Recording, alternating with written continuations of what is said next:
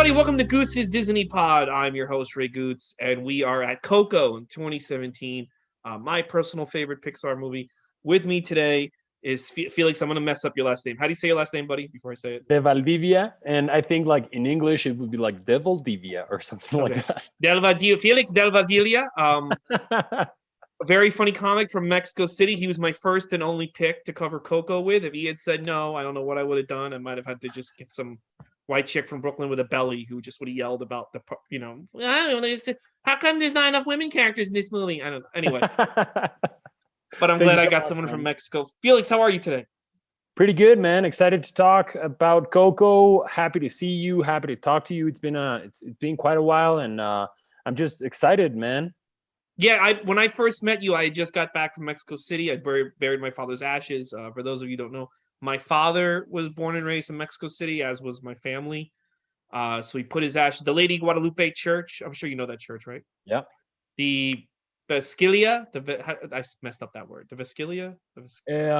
So I think you're talking about the Basilica. Yes. Yes. We have a tomb. Somehow we have a tomb. And I put him underneath and with next to his brother and stuff. And only cost me $70 American. I forget what that it goes in pesos, but I got a really good deal. So I don't know. Nothing, man. And it's like a historic place. It's one of like the oldest places in Mexico, like hundreds of years. So it's amazing you did that.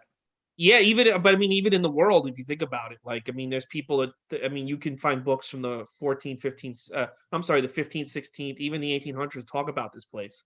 For sure. Yeah, there's a lot of history, a lot of spirits there. I mean, we're going to talk about Coco, so, we got to talk about a little bit about the dead. And, there's like this intimate connection with death. Mexicans, we have a very intimate connection, like relationship with death. So I don't know, I remember you were telling me about that in the club, and we were at Caroline's, and I was like, holy shit, like, because I'm pretty sure you lived most of your life in the US, right? Yeah, I'm here right now. I've lived in the same house in Astoria since I was born. My father moved to America in the 50s. Him and my mom in 61. They had me in 81. So he basically. So what I'm saying is, like, for you, it must have been a culture shock, Yes, that's what I'm saying. Yeah, it was, because he wouldn't even take me to Mexico. He kept saying, "Oh, when I win the lotto, I'll take you to Mexico." And I'm like, "It's a $200 fucking flight. What do you call the lotto? What are we gonna do? Go buy Mexico?" But it's only a $200 flight, and it was a huge culture shock. And the big thing about like areas like that is we don't really have this in America, because I think people forget America's such a young country. It's not really. It's still like a baby. Exactly. We don't have places like the Lady Guadalupe Church, which have been around for since the 1500s. We don't have, and when you go to a place like that, you really feel it. Whereas in America, like, I don't know, there's some houses that have been around since the 1800s, but that still is like, a baby, Yeah, and there's this weird thing that happened here.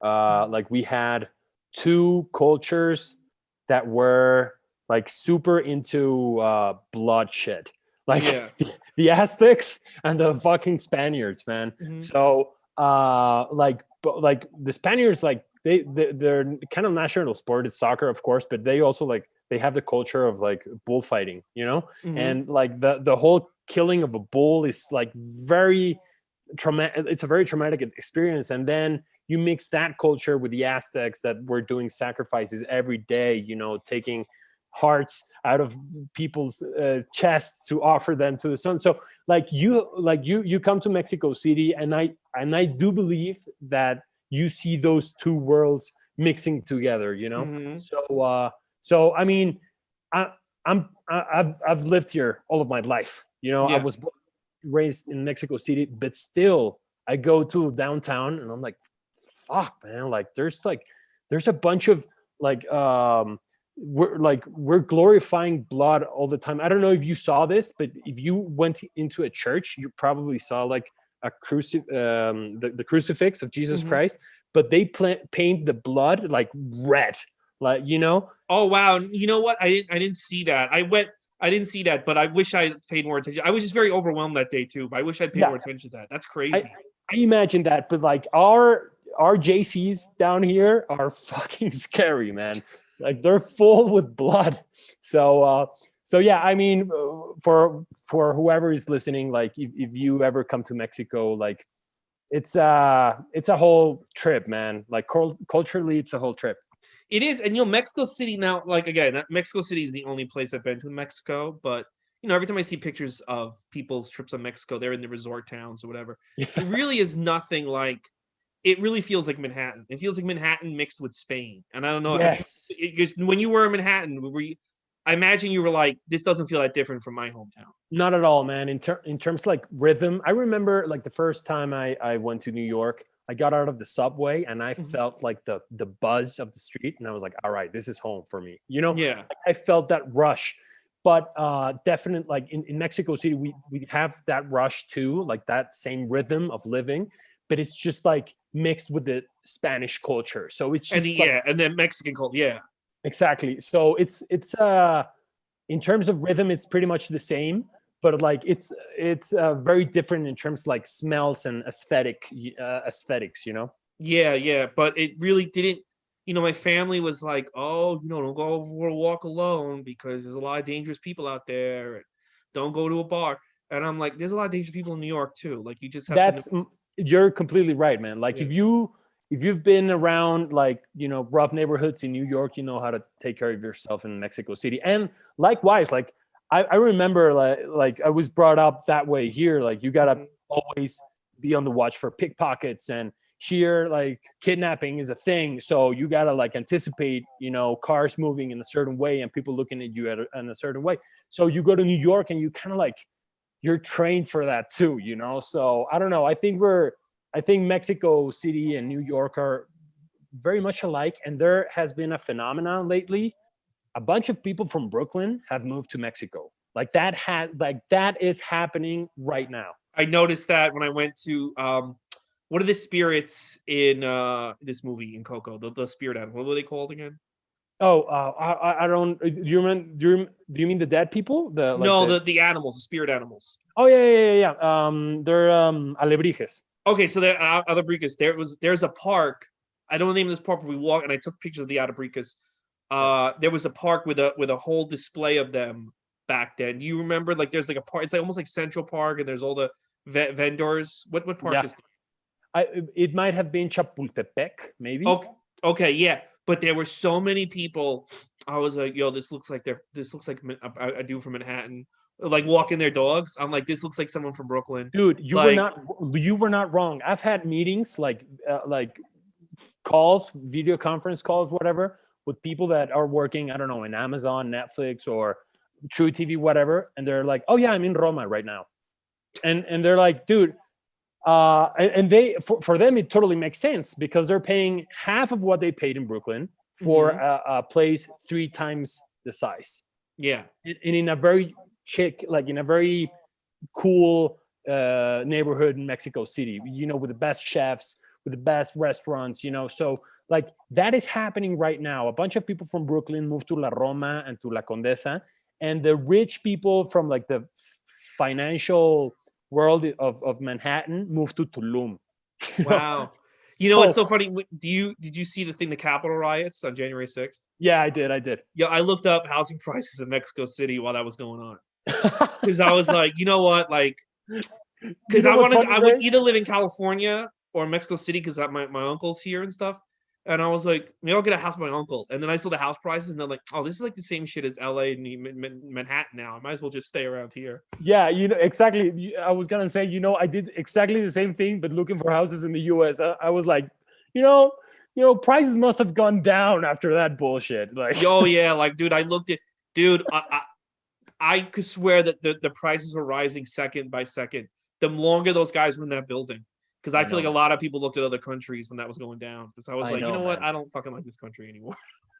It's been one of the craziest years ever. Like, I mean, like the aggregate of 2020, 2021, whatever. It's just like, I think we're entering into this like surreal global experience, right? Where everything can happen, and we're just like used to whatever. Yeah, you kind of have to throw your life plans away. So many comedians here. When I've had this conversation with comedians, they've gotten mad because so many people had their hearts set on a career path or a life path.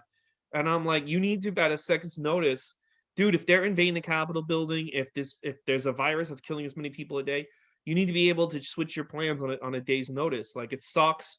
Yeah. I had a vision of my future, but I've had to adjust it. It doesn't mean that, you're not going to reach your goal. It means you have to go down a different path. That's all. Sure. And we don't know what's going to happen really. Yeah. But like maybe like we're being dramatic. Maybe 2022 everything is back to normal. I don't think so, but maybe, I don't know. But the real thing is that all of us right now working in comedy, dude, we're not like we don't have certainty of anything. Like it's like the traditional celebrity system doesn't work anymore. Hollywood doesn't work like it used to anymore. Television doesn't work as it used to. Like I've had like friends that have been doing like stand-up for a couple of years, saying like considering just to like invest their whole time in TikTok. Like all the comedians here are doing TikTok. I can't do it. It's just so much work. I'd rather write a book. It's just, for me, I'm just like, again, I'm out of code. Like in terms of TikTok, like it's not my code. I don't know how to communicate. Like the centennials, they overrun me. Like I'm fully accepting it, Yeah, so me too. I'm done, man. Yeah, I would just, I'm reading a lot of books. I'm doing this whole project where I'm reading 100 books from the last 100 years. So from 21 to 2020.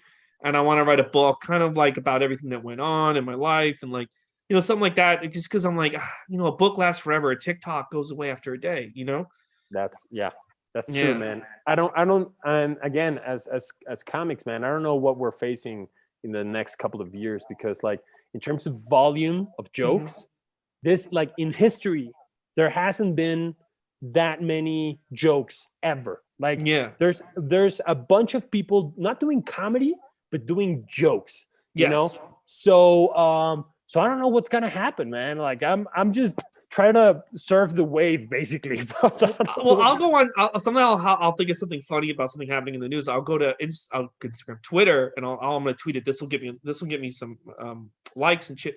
Like 4 people already thought of it, and you're like, yeah, man. Dude, you're like it's like the whole world is a writer's room right now.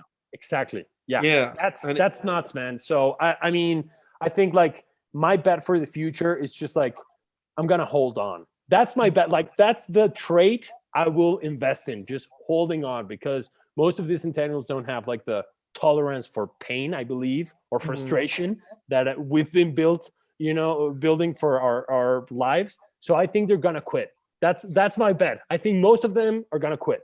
I think a lot of them, when live, nothing beats a good live performance. TikTok is fine, an Instagram is fine, but nothing beats like a live stand-up performance. And I think when that comes back, a lot of these comics who blew up on social media won't be able to hang. And I think I'm doing the same thing. I'm hanging on. I like doing podcasts. I like long form entertainment and comedy, and I think that'll endure. I think TikTok's in 20, 30 years, I don't think TikTok's would be around, but people are still going to want to see like live music, live comedy, live shit, I mean, I got to tell you, like I was part of the generation that kind of like got some fame with Vine. You remember that app? Oh yeah. And like 90% of those kids didn't make it.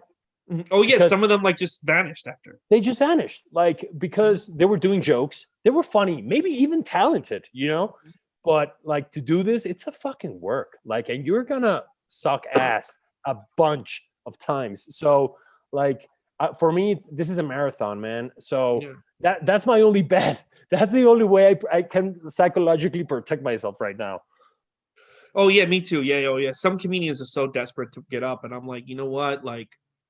Let's wait till everyone's safe, then get back out there. For sure. You guys are like rushing. There's no rush. Like, like I'd rather be healthy and get back out there and travel the world and do stand up than rush to do. I mean, they're holding fake marriages so they can have indoor shows in New York. Wow. And I'm like, first of all, if I get married to go on stage, I'm doing like an hour and a half. I'm not doing like a 10-minute spot. You're doing your special. That's a special. Yeah, I'm doing my speech. I'm not fucking getting legally married so I can do 10 minutes and not get paid. Are you out of your mind? It costs like I don't think they even understand. New York City costs like $5,000 to get your marriage annulled. So Wow.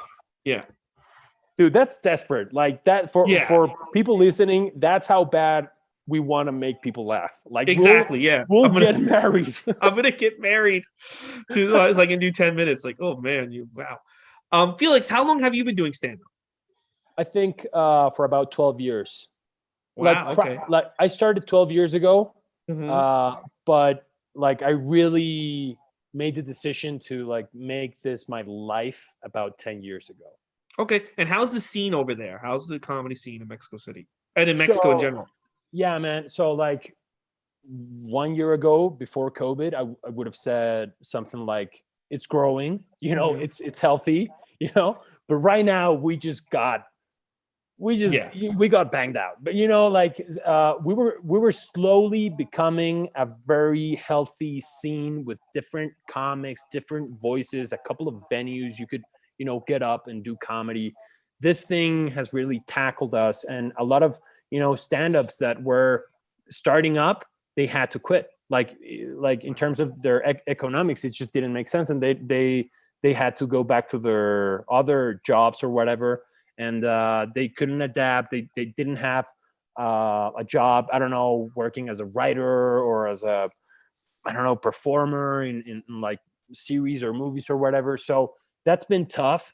Most of the comics right now, they just transitioned into social media and Mhm. became like guys that get sponsored by brands, which is like, you know I'm a, I don't judge, but I'm worried about their content because they're worried about Their writing. brands. Exactly. They're writing about, they're worried about writing a funny commercial for Kit Kat Mhm. instead of like writing their next hour. Yeah, for being truthful or working on good material. Yeah, no, that's So I fine. mean, it is what it is. We're struggling, whatever, but that's the status now. Mhm. 10 years ago, there wasn't a scene. I remember like we had to go and explain to bar owners what stand up was. And we were like, have you seen Seinfeld? And they were like, what the fuck? I don't know what you're talking about. I'm like, well, so, and they were like, you're gonna tell jokes, right? Like knock jokes. And we're like, not, it's not that, it's like more personal, and they didn't get it. So for the past 10 years we've been just like working hard to make this genre a thing in Mhm. Mexico. And fortunately we had social media to kind of like help us to do that, because like now new generations can, like, I don't know, see a video on YouTube of a Mexican stand-up comedian doing 5 minutes or 10 minutes in Comedy Central, and then they'll see, I don't know, Pryor on YouTube too, and Mhm. then they'll see, Dave Chappelle. So the globalization has helped us, but it's still a very hard path to push or to follow or to walk on, basically. Um, is Fluffy Gabriel Iglesias? Is he big over there? Or people are like, whatever, he's an American. Whatever, he's an American. Wow. Okay. All right. But and by the way, I mean, like, uh, I have a bunch of friends in the U.S. and they're like, okay, so George Lopez or Fluffy. They think George Lopez is old school and Fluffy is like new school. And in Mhm. Mexico, for us, they're just like, they're just Americans, and That's they funny. don't represent us.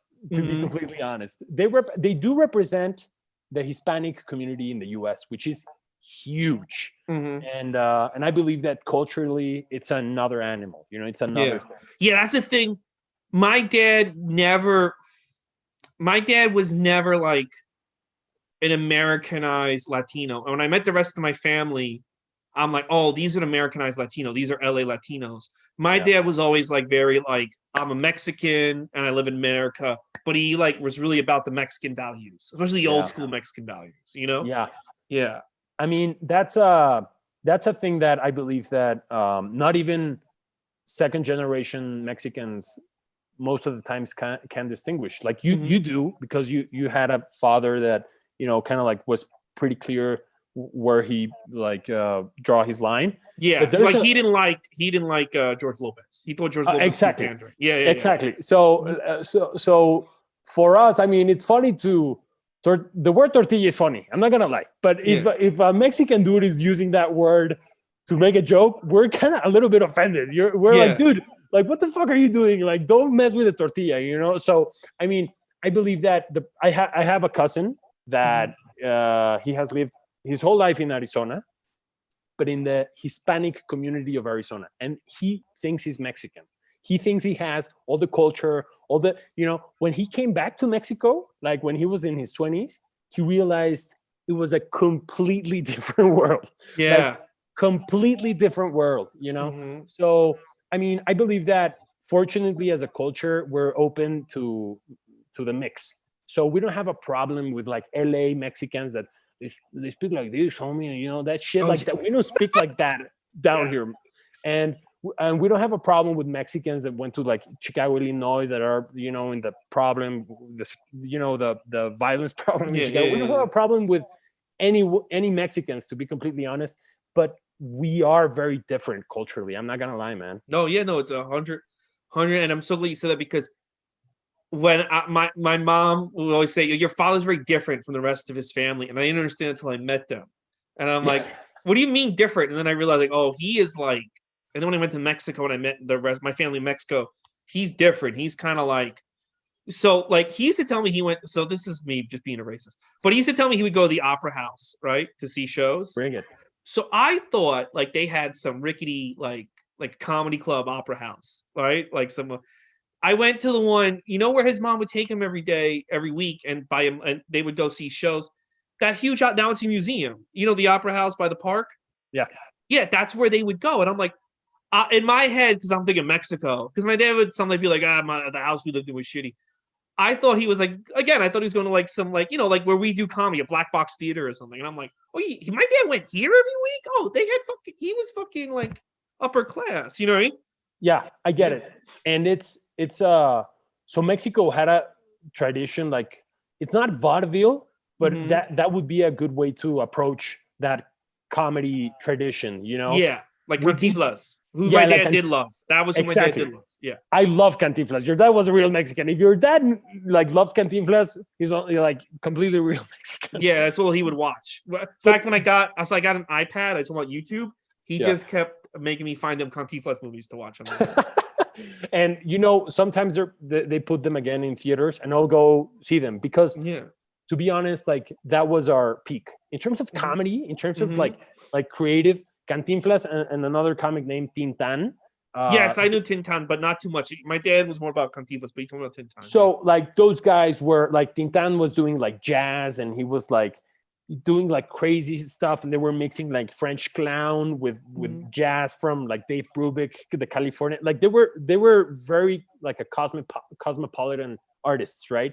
But then what happened was like the social political environment turned like the media into a monopoly, and that thing fucked us over for like 50 years, something like that. The entertainment wise, because there was no competition, and the government wanted like safe comics, and let's just put like like clowns on TV, and let's put midgets, and that like literally like that type of shit. Oh, you want to have a comedy bit?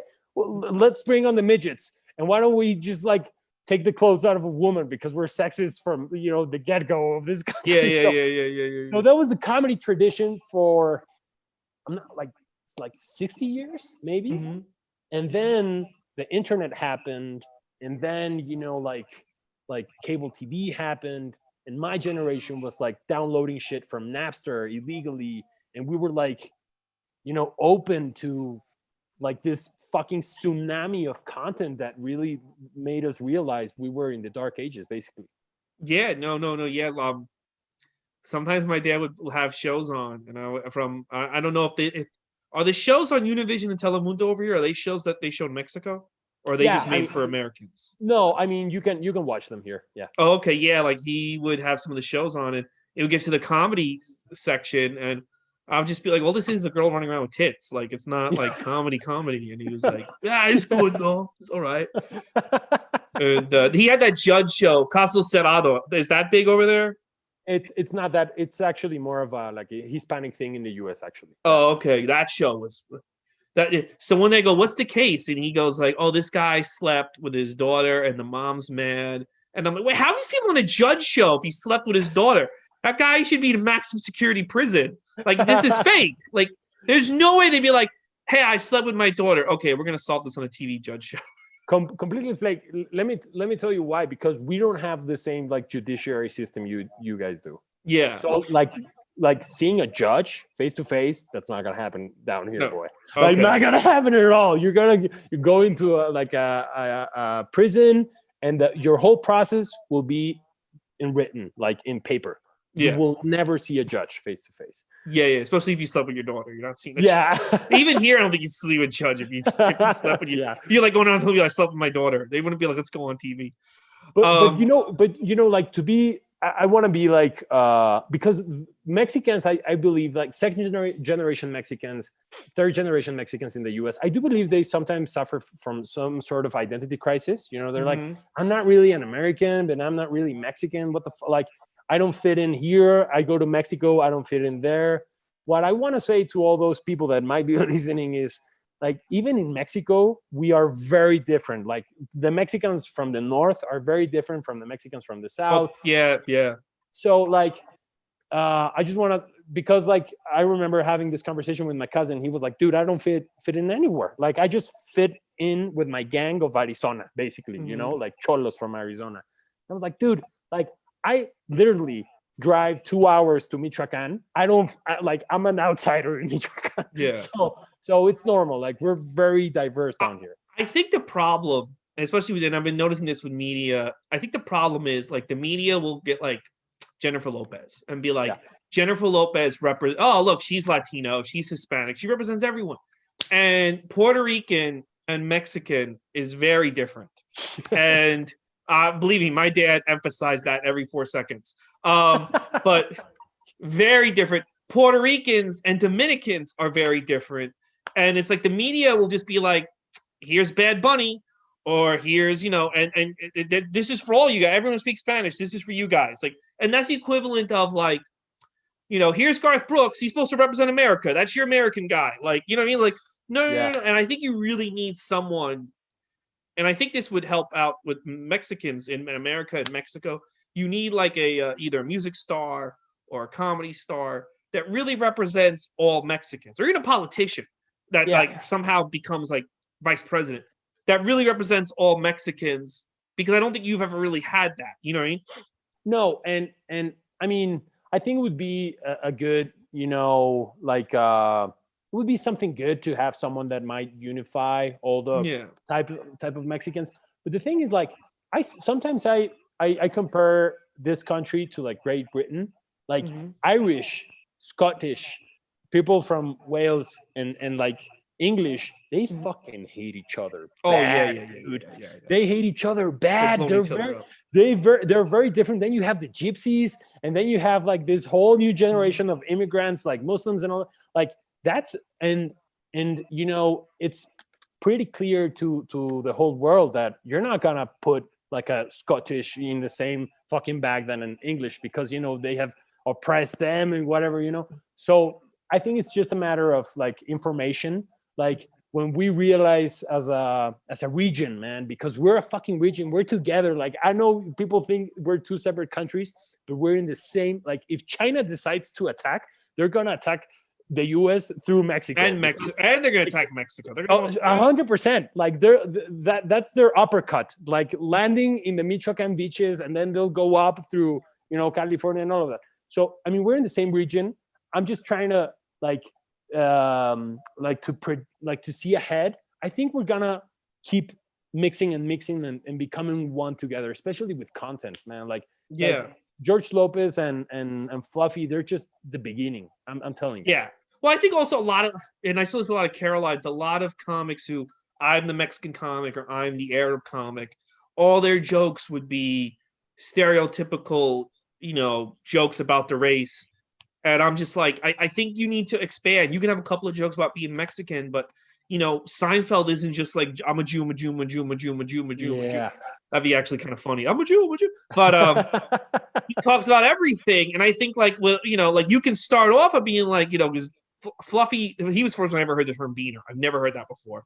But he going on about Beaner when he did Caroline's, but then he just, and I think he's very funny. He's a very nice guy. He's one of the best guys I've ever met in comedy. Have you ever met him? No, I haven't had the pleasure, but I've heard that he's just like a stand-up guy. He's super good to Mexican comedians. He's super good to them. But it's just like 50 minutes of that type of material, and you're kind of like, you're in this zone, and it's like, but like, there's so much more to people than like, Mexican or Arab or whatever, and I feel like a lot of ethnic comics to get booked will just do that, 100%. But my take on this, it's a process.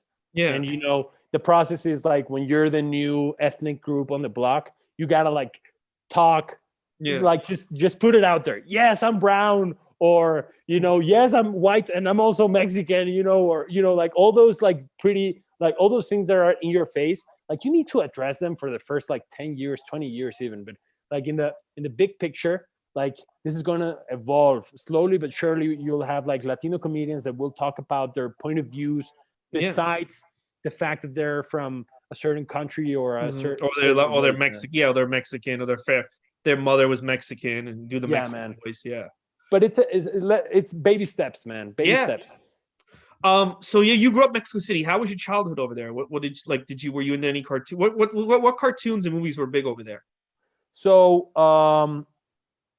I was a 90s kid. So like the Simpsons, they started broadcasting the Simpsons in Mexico in 1992. And they were huge, dude. Like they were a hit.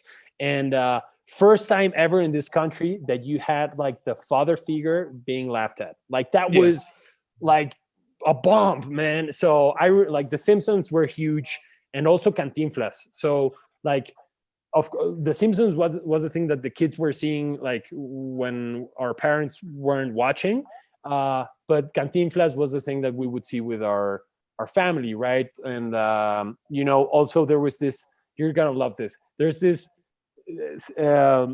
trilogy. It's not even a trilogy, it's how do you call it? Like it's a trilogy, but it's more movies. How do you call that? Trilogy of movies. Because they used to call it the Star Wars trilogy when there was only three of them. Like there's a whole universe around a character called La India Maria. Okay, who's that?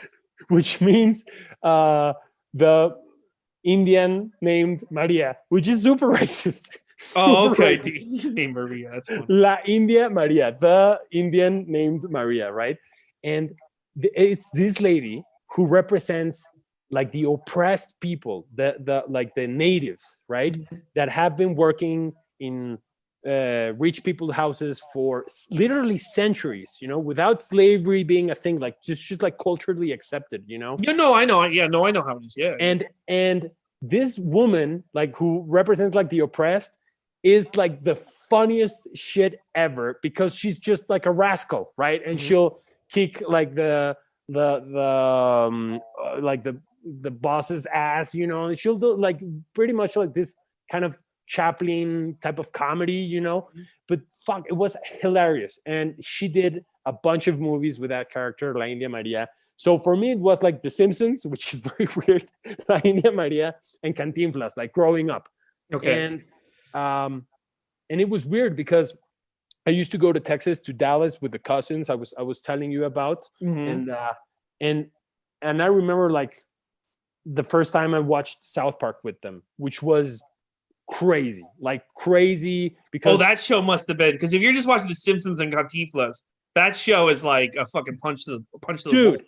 I have never, like, I remember like watching the television and having this like cognitive shock of cartoons saying these words. Like, how is this? So I remember that changed my mind drastically. And South Park didn't get into Mexico for another 5 years or so. Wow. Okay. So as a child, like those were my memories. And and it was just like it was a very interesting time because as I was telling you about, like Napster was Mhm. starting to be a thing, so we would download like comedy albums or stuff there, and it was completely new territory for us. So like I know most comics don't like to talk about him, but Dane Cook, Oh like, no, dude, he was so big. People don't dude, understand how big he. that guy was being listened in Mexico. Like that, Yeah. like you would write stand Well, up in his Napster. style is very like a because it's animated, so Yeah, it's like you can get behind him even if you don't understand what he's saying. yeah, man. Mhm. So and it's like not to I don't want this to sound patronizing, but it's humor easy to understand. You know what I Yes. mean? Yeah. So in terms of like the language barrier, it was very easy for us to like kind of get it, you know? And yeah, man, I like although the first time I saw stand up like as a product, as a special, was I was in a hotel in Houston, Texas, and I don't know why we had HBO or something like that, Comedy Central, and I saw for the first stand up I saw was Robin Williams, and that again like Yeah. blew my mind, dude. Like the one that special where he drinks like 20 bottles of water, he's just on coke.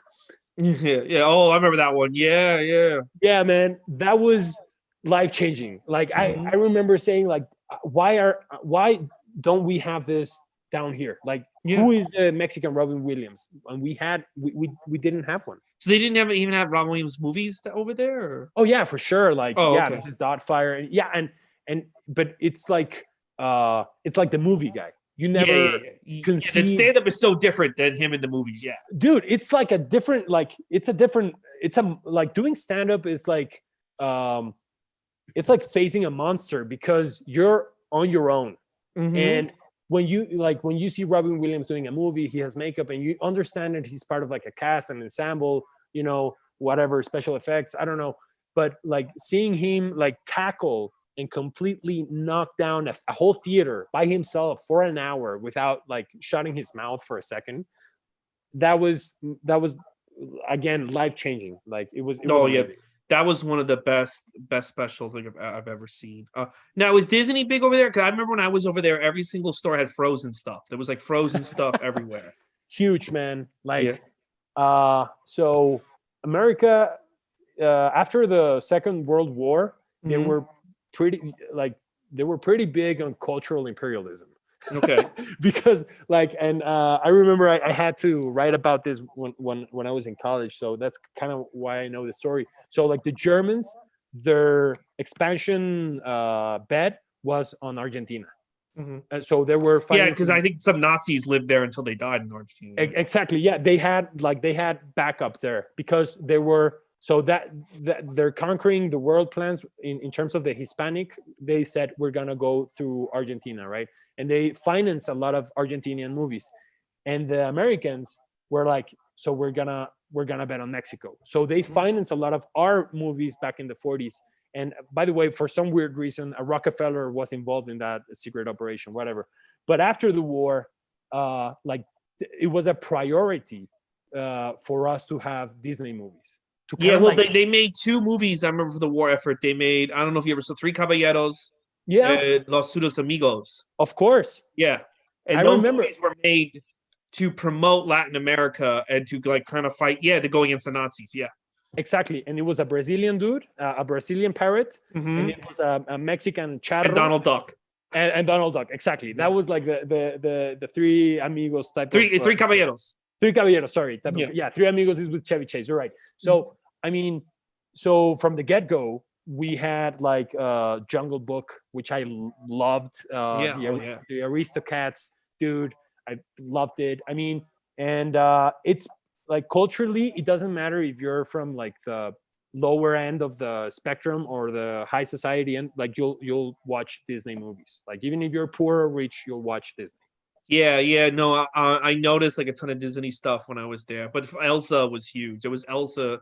You would have thought Elsa was the Queen of Mexico or something. The way they had. Yeah, man. Like But, I gotta be honest. My first crush ever was Jasmine. I don't oh, know well, she's what. hot as shit. You can't. Right? That's Yeah, like that's what we talked about in the Aladdin episode about how hot she was. I can't believe like they green light that. Like she's as a there's a moment where Jafar But like yeah, she's owns her. seducing Jafar, and it's like, She's a stripper, dude. She's Yeah. like 100% stripper outfit. yeah, like I was like, did you see the live action version sucked? But did you see it? Yeah, I did. That chick though was hot. The girl That- playing Jasmine. It was hot. I think it was directed by Guy Ritchie, and Yeah, it was very bad. it was very bad. I was like, well, at least like Guy Ritchie's gonna have a new home in, I don't know, like Tulum now or something, Yeah. because he must have been paid a lot of money to do that shit. hmm Now, had you seen before I actually do the podcast? Had you seen Coco before? Yeah, I had. Okay, and what do you think of Coco? So here's the thing, man. Like, I went there with my girlfriend, like expecting to see something with that. I was like, they're not gonna portray this phenomenon the right way, you know. Yeah. So I was a That's little kind of how bit, I thought too. Yeah. you know, I entered with that attitude. To be honest, like the visuals, like they're amazing. Like I mean, I remember thinking, all right, man, they got the Mexican town right. Mhm. The way we paint the walls in those type of like rural areas and like the outfits. So I was like, all right, they did the research and the abuelitas and all of that, right? In general, the movie I thought it was very nice because like it's not necessarily truthful to how Dia de Muertos is lived in this country, Mhm. but it is a very good interpretation of it. You know, Yeah. if we were to leave that as a statement for next generations that this is Dia de Muertos, I wouldn't have a problem with that. So like my general balance was like it's a good movie, visuals are amazing, the songs are all right. It has like jokes in it that feel kind of Mexican because they're a little bit dark and a little bit Mhm. like silly. The only thing I would say that triggered me a little bit was the accent of the kid. Oh, really? Yeah. Well, that's a real kid. But yeah, the kid's accent was a little The bit. Why kid's did it trigger you? he was almost on point, like almost. But when Okay. he was talking Spanish, there were some words that I was like, all right, man, you're like, dude, you've lived in America your whole life. Like I can tell. So, but in general, I really liked the movie. What did you think about it? I mean, I loved it. So I had a really weird relationship with the movie because the movie came out right when my dad had like the stroke that basically killed him. Yeah. And I remember when the movie came out, I had no interest in it. Then people were like, "Oh, you should see this." And then I looked at the trailer, and it's about death. And I thought the big twist was the kid was going to be dead. I don't know why. I know it's such a dark twist, but the kid's always been dead. And when it's just on the trailer, like the kid, like little. He's not even called Coco. I always want to call the kid Coco. He's not called Coco. Yeah. The little kid, Yeah. yeah, he's dead. He's actually always been dead, and thankfully that. So, but then I started talking to more and more people, and I was like, oh, I can't see this because my dad's dying, Yeah. and then my dad died, and I still stayed away from it. And then when I went to Mexico, my aunt, who was my dad's sister, was like, oh, I saw Coco, and it made me cry. And there was a Mexican girl in LA that I had a huge crush on that I was DMing on Instagram. Yeah. She had a boyfriend at the time. But she told me Coco made her cry because she knew my whole story with my dad in Mexico City. Yeah. And I'm like, all right, I'm avoiding this. I'm avoiding this. I'm avoiding this. And then I saw it over the summer, and the whole movie I was crying nonstop because it reminded me a lot of my father. And it came out like fucking week he had the stroke. You know what I mean? Yeah. Yeah. Dude, it is an emotional movie. I'm not Mhm. gonna lie. I remember I didn't think the intention of the movie was to break me. Mhm. Like in the first third of the movie, I was like, oh, these motherfuckers want to play hard. Like they want to try to make me cry. I get this. Yeah. You know? And I was with my girlfriend, and I'm a Mexican dude. I can't break. I Mhm. can't cry in front of my girlfriend. I'll have to go to the bathroom to get myself together. So I remember feeling that the whole movie was very emotional. Mhm. I remember feeling like they really did like a good job in terms of like portraying death, not only to like grown-ups but also children. Yeah. Dude, that's a tough thing to do. And Well, you know I what? like the fact that they made death a positive thing and a beautiful thing, not like Yes. it's over. You're never gonna see him again. And then, Yes. I hate like I'm not super religious, but I hate like the way atheists are like. I just don't like that fact like you just you die and then that's it. It just seems like such a. I don't know why the universe would be here if that's it. You know what I'm saying? I totally get it. I don't have anything against atheists or religious No, people. I don't have anything against them, I but it's do- just like that's such a but- nihilist point of view. But here's the thing I have against atheists is that they bore the hell out of me. Yes. I don't care if it's not real, the afterlife. I Yeah. don't care. I don't care that Coco is not real. I still wanted to hear that story, you idiot. Like, Yeah. yeah, maybe we die. Maybe there's nothing afterwards. So what, dude? Mhm. Like, humans, we live for stories. Like, stories are so important to us. So why not like fantasize a little bit about that thing you don't know for centuries? Like, we don't know what's up in terms of death. So Oh, and that last shot where like Coco's with the parents, and I'm like, oh, maybe because my dad's buried with his brother, and I want to give you some backstory about my family, which made this movie a little crazier. I'm like, oh, maybe dad and his brother and his mom, maybe they're like crossing the bridge now that he's back in Mexico. You know what I mean? My father, like, it makes you like what it's just like, you know, those same people who are like that were like, why did you live with your dad? Why did you live with your parents for so many years? And I'm like, well, the problem solved. They're both fucking dead. So I'm never going to see him again. Right. There's nothing like, dude, I don't live with them now. Dude, by the way, what you just said is like culturally one of the things that distinguish America from the rest of the world. Yeah. I don't fucking understand that. How Americans have that. Dude, I have a conspiracy theory behind it. Like in Mexico, in Italy, like in Latin countries like Greece, you know, South America, like moving out, it's a thing that it's not like demanded from you ever. Like you're a unit, you're a fucking family. Things are tough out there. People get killed. We all have our debts. Yeah. We all have our debts, and like we try to stay together as much as possible because things are rough out there, right? And and then fucking friends got to Mexico, and an entire generation thought that life was like Rachel and fucking Ross and Phoebe and Chandler told them it's not like that. So Friends ruined New York City. I'll tell you that much right now. Friends fucking ruined New York City, and my generation struggled to get out of their parents' house very early without the social, economical, and political conditions to really do it. This is not a country to kind of do that.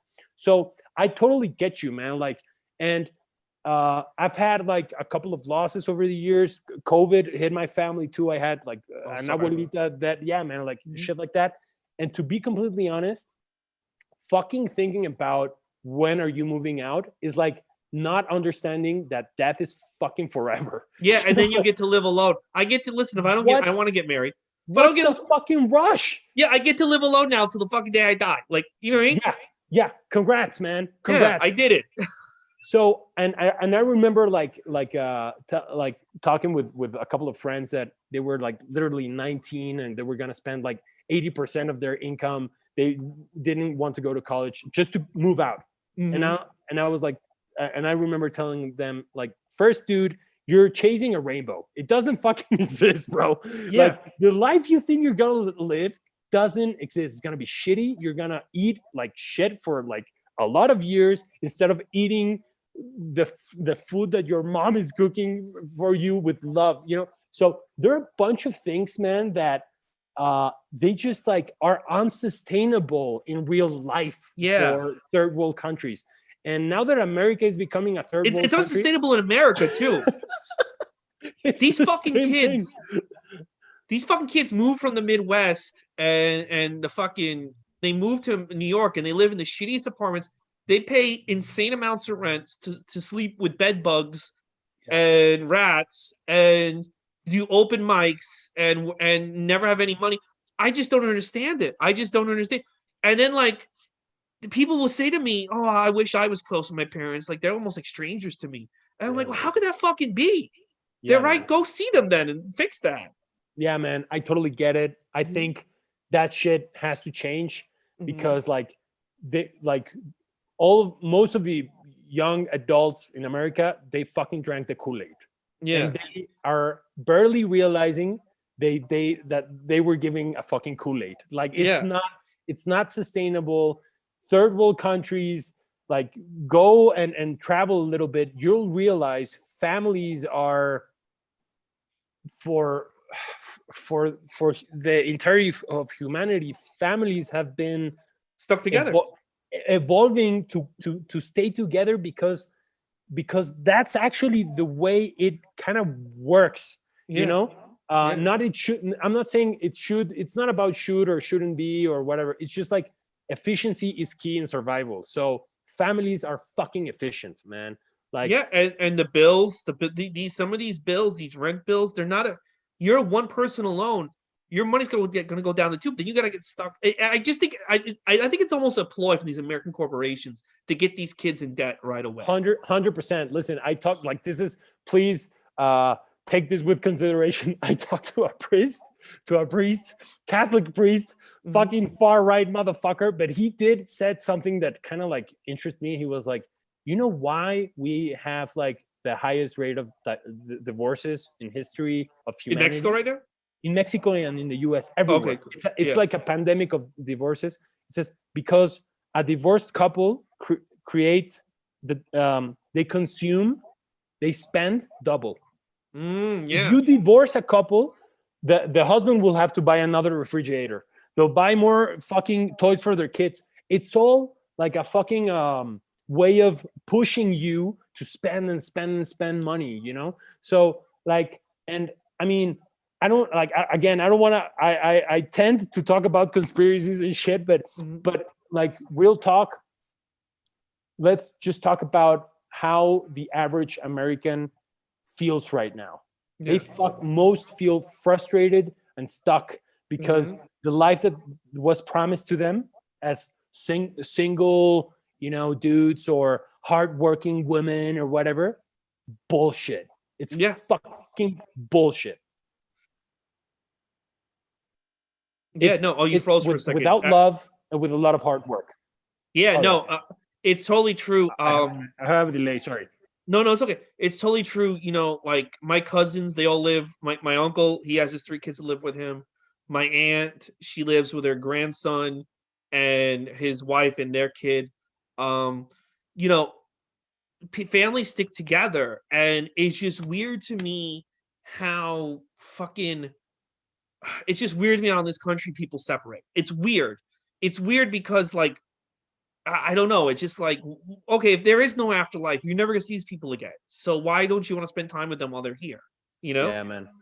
I feel that there's also something. I mean, there are rough neighborhoods in America for sure, but there was like I don't know, maybe 30 years where a certain demographic was living like very well, you know, like WASP people, you know, or as you were saying, like Midwest kids, whatever.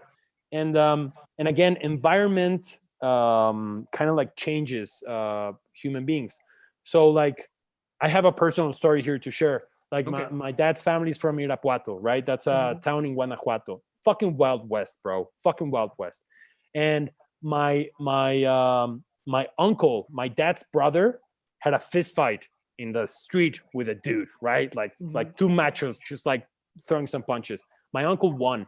He came back to my grandmother's house to have lunch, but the dude, you know, who lost the fight didn't want to end it there, so he just grabbed the gun, followed my uncle, and shot my uncle outside my grandmother's house, right? So shot him 6 times. He survived, by the way. But he's like, he was rolling on the ground. He gets up and he tries to enter my grandmother's house. And my grandmother comes out with a fucking knife. And she chases the dude that shot him. And he didn't have any more bullets in his revolver. So my grandma like fucking chased this guy for a block or 2. He got away, came back, my grandmother. In about 5 minutes, the whole family was gathered up, like armed to the fucking teeth to hunt this guy down, right? And the moral of the story is like, these things happen in Mexico because like fucking Wild West. So it totally makes sense for people to have a very firm family household. Yeah. Because you might get shot. If you go back to your fucking, I don't know, small Brooklyn apartment with 6 gunshots to your fucking chest. Like, what are you gonna do? You're gonna die.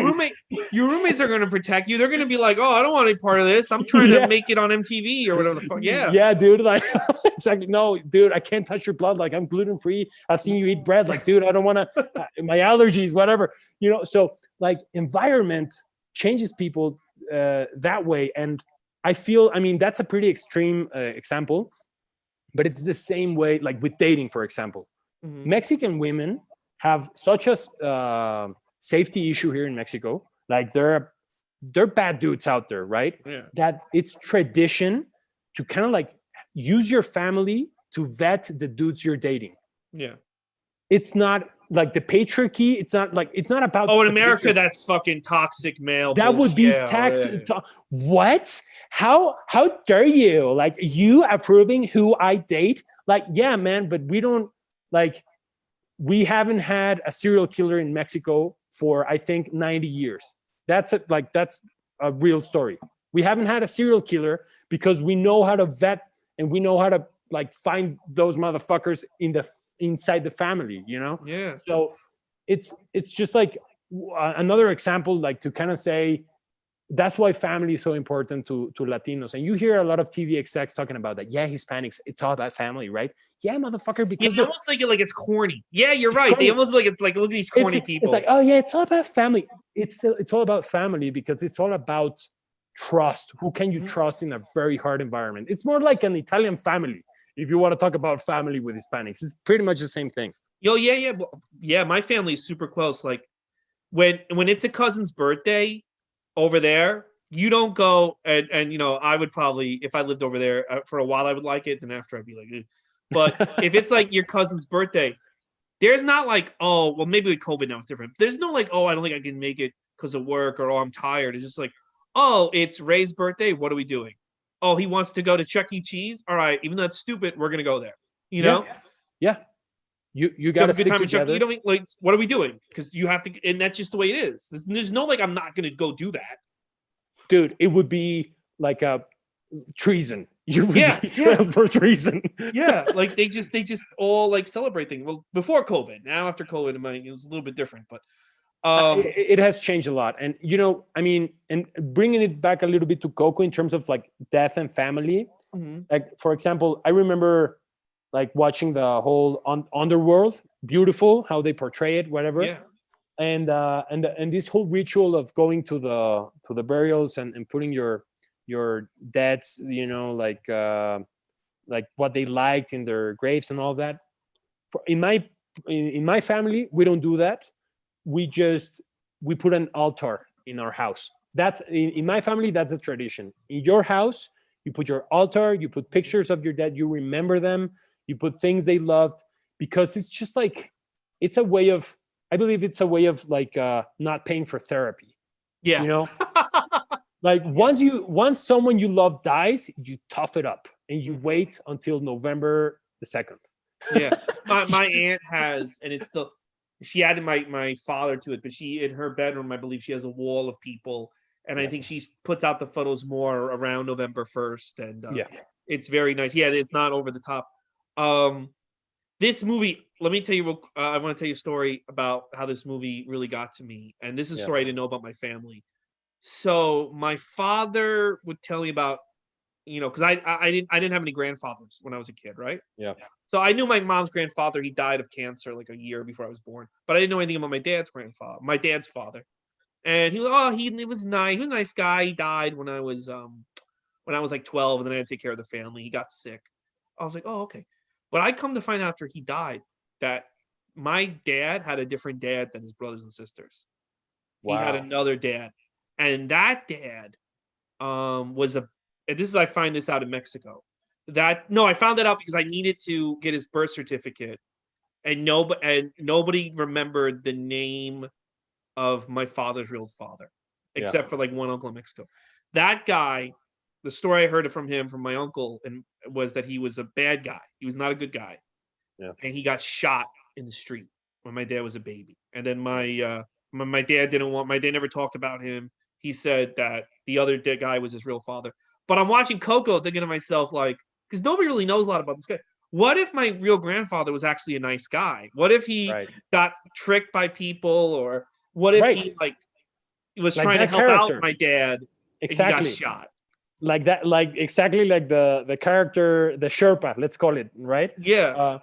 I mean, that's something I think Mexicans have, bro. Mhm. Like, I don't know why we call it here destino trágico, tragic destiny. Yeah. Like, the story you're telling me is very special, but I don't feel it unfamiliar. Yeah. You know what I mean? Like, for example, the dad of my grandmother, Mhm. he in the Mexican Revolution, he was like a bad motherfucker, right? So he was paid by the bankers to like ride next to a train and secure it, Mhm. protect the train from robbers. And he did that pretty proficiently for a couple of years. And then the bandidos, the robbers, were like, well, we can't fight this guy, so we'll just blow the train, Yeah.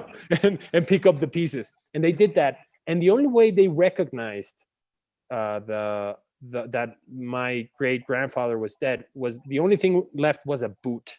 A boot, Wow. like that was the only thing. And for my grandmother, it was like the sense of loss of not knowing what happened really, Mhm. like what you're saying, like what if he was a good guy, a bad guy, like having Yeah, that. because I don't know anything about this guy. Exactly. Yeah. And for us, I mean, it's just like, and there's so many people getting shot at in Mexico. It seems like a common theme. Yeah. It seems like culturally, I think that, yeah, dude, like the environment either makes you move to another country or become a bad motherfucker or move to another city or whatever. And moving to another country, moving to another city, or becoming a bad guy will eventually lead you to separate yourself, Yeah. Yeah. from your family, and your family saying, what happened to that guy, so I don't know, man. I hear what you're saying, and again, I don't feel it's unfamiliar to me. Yeah, no. And and there's also a thing like, wow, what if he was a dick? Because like that's the other thing to do, like, everyone, everyone's grandfather is, oh, that's such wonderful. And it's like to find out your grandfather, what if he was a bandito? What if he was a guy who shot women and stuff? Like that's a Yeah. whole other thing. Like, what if he was a gangster or something? And so it's a whole like thing is like, their father, my uncles and aunts, that their real father, I heard was like just the best guy on the planet and just got Yeah. sick and died.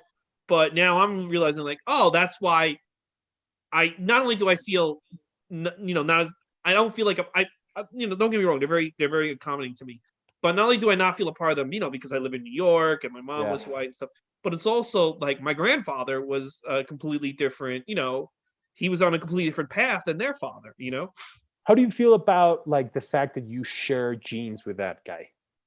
That's another thing. It's like like, do I have that? If he is what they claim he is, do I have that in me? Like, could I go around shooting people and stuff? Yeah, it is interesting when you think about it. Because everybody wants Because to think their grandfather was like some nice guy working at the store or some shit. yeah, I mean, I think that the nice thing with Coco too is like they kind of bring the subject of having a communication with the people you love but left. You know what I Yes. mean? Yeah. And like so Dia de Muertos, this tradition is a way you can communicate with your dead, Hmm. and you give them presents and whatever, right?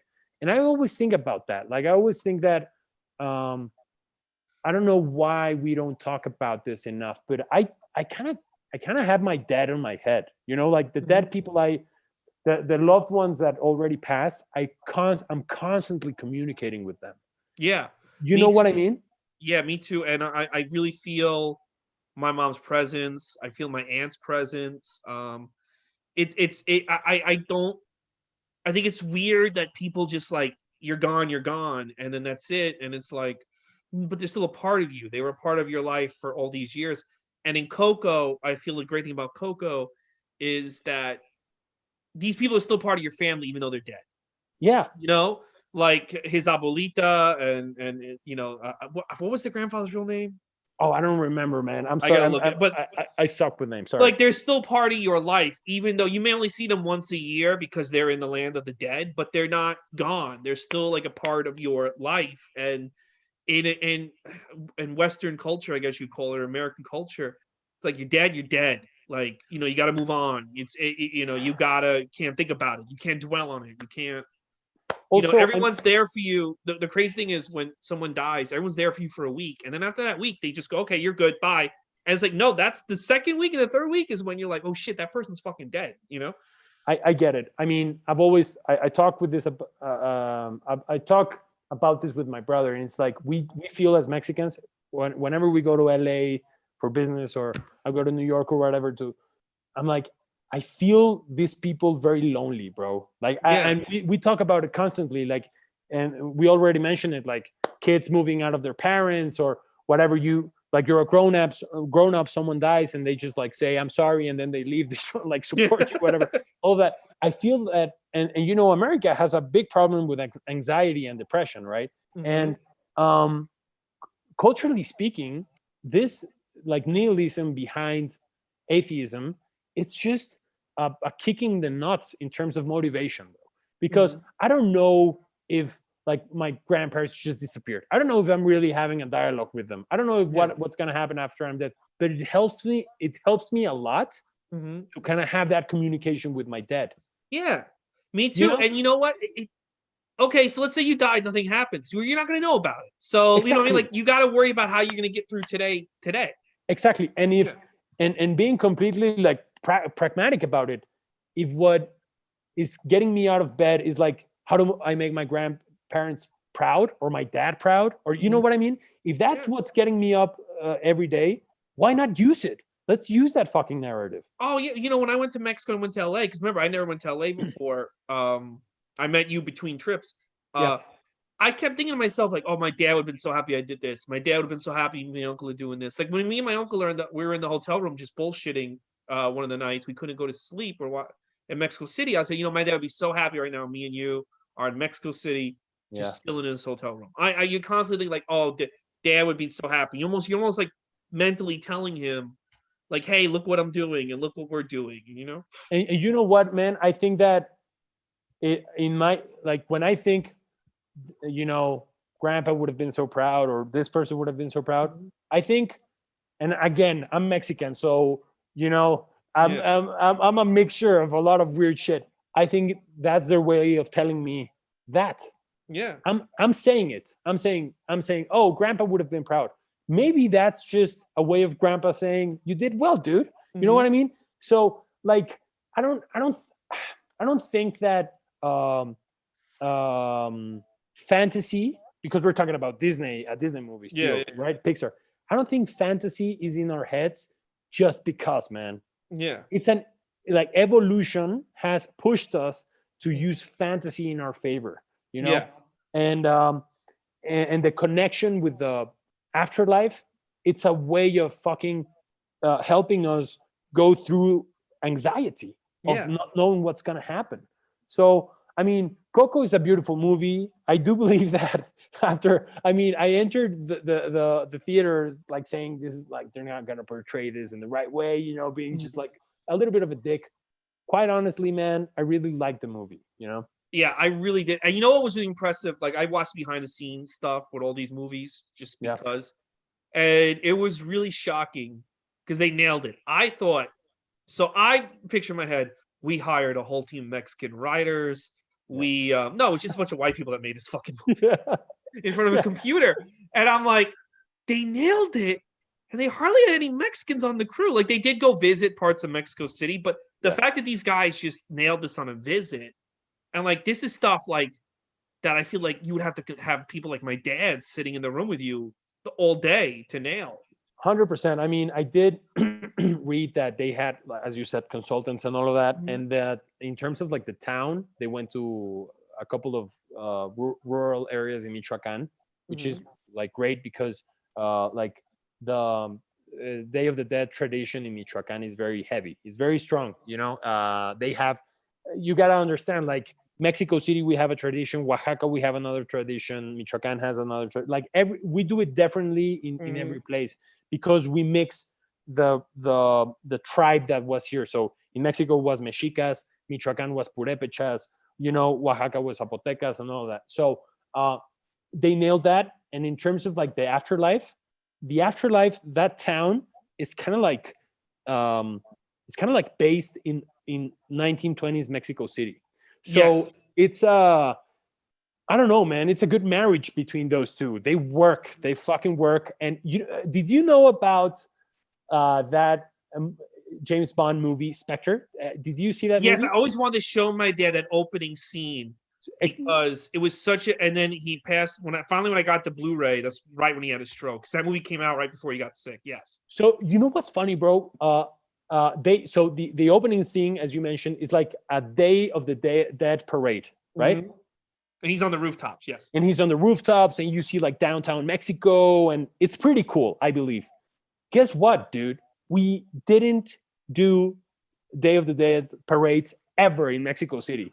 and after we saw that movie, we were like, why are we not doing a parade? And after that movie, in Mexico City, we started doing parades that day. By the way, I feel like 90% of the time, 90% of the movies I've seen that they go to Mexico City, it's just a complete fantasy of what it's like. Like they just didn't even try to.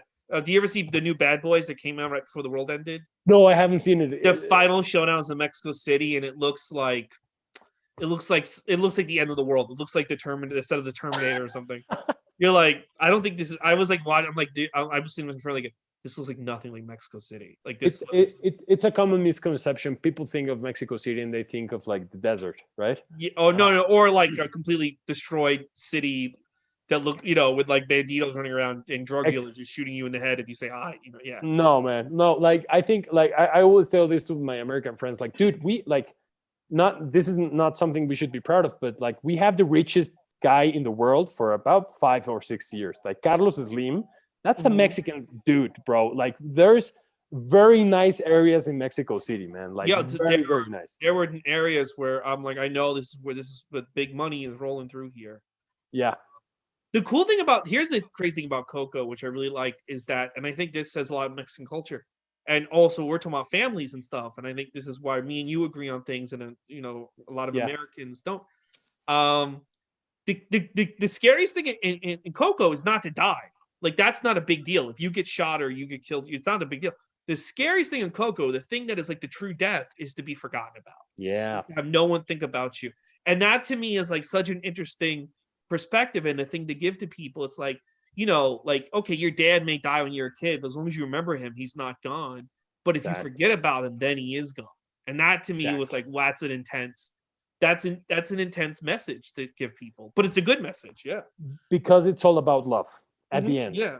Like the way you show you love someone is thinking about them when they're gone. It's not about it's never about the body or the spirit going to. It's just like people die when you stop loving them and stop thinking of them, kind of. So I thought, and that's the theme, the song that was like Remember really Me, famous, yes. right? Remember Me. I gotta tell you, man, like I do think that each culture creates rituals like to help them move on, right? And I am part of like that ritual. I gotta tell you, like we do look forward for Dia de Muertos because it's an excuse for you to go to old albums, and kind of like see old pictures and kind of like remember people and tell stories, and it helps you figure out who you are because you're once a year at least remembering where you come from, and I just think that it's a funny thing because the Remember Me thing feels a little bit Jewish. Well, I mean, the whole, as I'm doing a lot of research in the 20s, the whole like musical and Broadway thing was very Jewish. Even stand-up comedy comes from Jewish entertainment. It was Jewish people doing that. It doesn't come. That's why Mexicans and other cultures, Arabs are like, what? It was Yiddish people doing that. So yeah, you're right. Yeah. So I do think that there's some, I'm gonna mess up this word, like Judeo-Christian thing in there, like the Judaism with the Remembering Me, because like Aztecs and like natives here in Mexico, they were like forget about them, Yeah. because you got to let them rest. Hmm. You got to let them rest, bro. That was their notion of death. You give them gifts for them to go to the other side. They need to Hmm. come back and they need to, like get their like bread or whatever and then go. But you need to forget about your debts, because you need to, if you remember them all the time, you're not letting them rest, right? Like that Hmm. was like the Mexican, Yeah. the native way of thinking of stuff. But the Catholic side of us, the Jewish side of us, because we had a lot of Jews moving to Mexico also, and running away from the Hitler. Muslims in the like Yeah. Yeah. Yeah. when Cortez came, whatever. I think the Muslims shit Palestine or something. No, like the you remember like the Crusades and all of that, the Oh yes, Ottoman yes, yes, Empire. yes, yes. Yeah, yeah. Like there were a lot of things like Muslims and Catholics wanting to kill Jews, so a bunch of Jews became Catholics just to run away from that. And there's this thing of guilt, like don't Hmm. forget about me, bro. Like what I mean. So I can't, like, for me it's super funny because a Jewish grandmother and a Mexican grandmother are pretty much the same. They're like, you Yeah. get to them and they're like, oh, you barely remember me, you never call, you da da da, but at the end they're just like old ladies wanting love. So it's the same thing. It's just like for them, thinking about them is a way of showing them love. Yeah. Yeah, and now like I feel like my aunt is my new grandmother. I call her like once every 2 weeks Yeah, to see what's up. Yeah, it's nice. It's nice like to have a family again. My family in LA and even my uncle in Mexico. It's Mexico City. He's a beautiful house. He has ah, there's a neighborhood where there are all these older houses and they're like pink and purple. That's those type of yeah, neighborhoods, right? Yeah, he has one of those. like Coyoacan and all of that. Yeah, he has one of those. It's a really nice house. It's small, but it's really nice. Um, they get great tequila. He got me drunk, but Yeah, what you would call it, it's nice to have a family again, and it's nice to be part of that culture. My wife's side of the family has just completely vanished. I don't know where they are. I called one. My mom died, and she acted like I was a telemarketer. So I said, okay, that's it. This is a girl who used to babysit me when I was like 3 or 4 years old. I was like, go fuck yourself. I didn't say that out loud, but I was like, all right, goodbye. And I said to my dad, my only family is the Mexican side because they all called us, and the white side, I don't. They probably and we haven't moved. My parents lived here since '75, and I right. haven't moved since I was born. So you know where I fucking am. It's just I don't know where they Yeah. are. Do you feel that do you have any other like Mexican friends? Because like I do feel there's some sort of like brotherhood or sisterhood between Mexicans. No, but here in New York, the Mexicans kind of there weren't that many Mexican kids at my school. Yeah, And it was a lot of like Puerto Rican kids. If there was anybody Spanish, it was Puerto Rican or Dominican. And a lot of my friends were like Muslim or Italian or Greek because it was a yeah, huge Greek population neighborhood. And then when I went to Caroline's, when I started working at Caroline, I was the manager. The guys in the kitchen didn't believe me, or they were like very sarcastic until they met my dad. And when they met my dad, they were like, "Oh fuck, he is Mexican." I think they thought I was like some Jewish kid fucking with them. And I got close with the kitchen guys. But before that, they were like, "I don't, this guy's fucking full of shit." Um, because but I mean it's funny you say that. I mean, New York is a fucking melting pot. Of course, you have like yeah, Greeks and Italians and all of that. But I mean, I I I still have this weird thing every time I go to like a club or I'm gonna say it like a restaurant, whatever, and I just see the kitchen start talking Spanish or whatever, like Mexicans. mhm, There's an extended family kind of thing. yeah, yeah, And yeah. and you just like you don't know each other, but you just come from the same kind of like place, and you're like, all right, Mhm. we're gonna treat each other like family, even though we come Yeah, from. when they get to know me, but a lot of them like sight seeing that I think a lot of people assume I'm Jewish or something, or even Italian. Like my family, when they met, like, "Yo, you sound really Italian." I'm like, "Well, I grew up in New York City. This is how we all sound." So Have you heard of this Louis C.K. story when he came to Mexico City? yeah, he talked about it in his last special, which no one saw because he put it out after his career got ended. But yeah, his grandmother lived in it in Mexico. Yeah, I remember. Yeah. So after he got canceled, Hmm. uh, because so he gets canceled. All of his Hmm. shows are done. Of course, his touring's over, and he decides to come to Mexico City just to sit in a table and talk with comedians. Man, Mhm. Like the Oh, did 2 months you meet after. him when he did that? I didn't, but I like Okay. a bunch of friends did, and they were like, he just suddenly showed up, fucking Louis C.K. in the worst open mic ever in Mexico City. We only had like 2 or 3, whatever, but and he's just like, guys, I'm having a rough time. Do you want to talk about your jokes? And he started helping young comics, bro, Mhm. for a night, just to like kind of like have some connection. And then he came to Mexico to do his last special.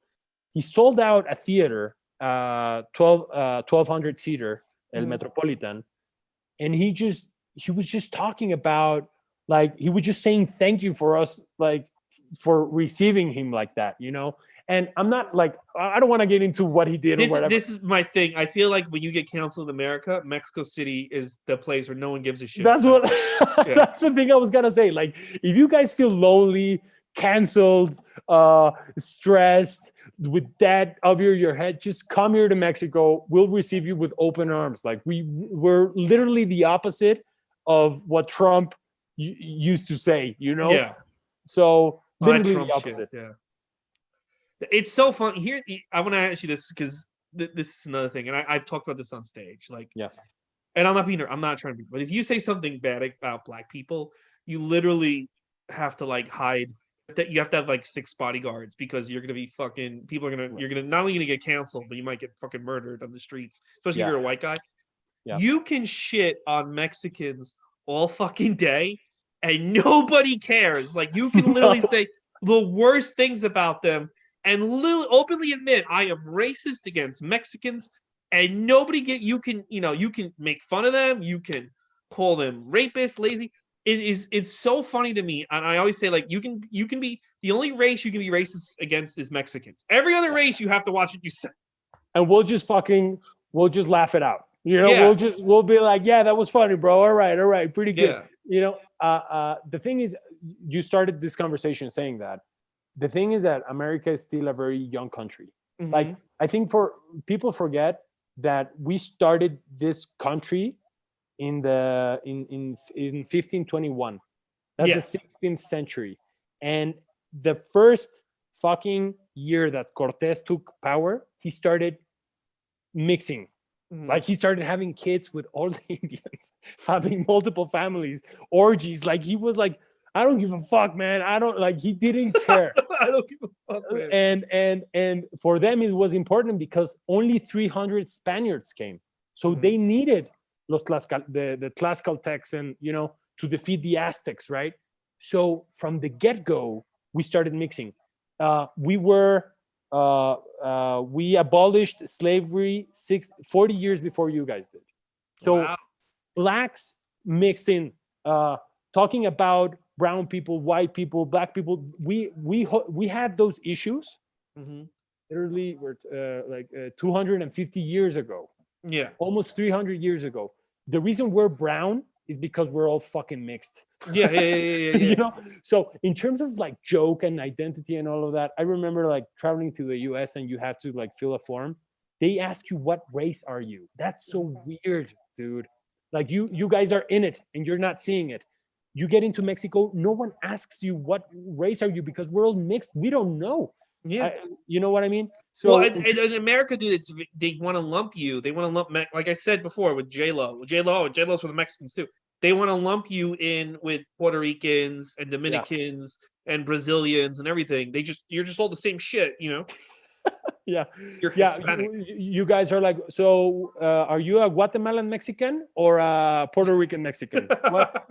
What type of Mexican are you? Yeah, My man. dad used to say, when people would say to my dad, "Are you Hispanic?" My dad would get fucking furious. He'd be like, "I'm not Hispanic.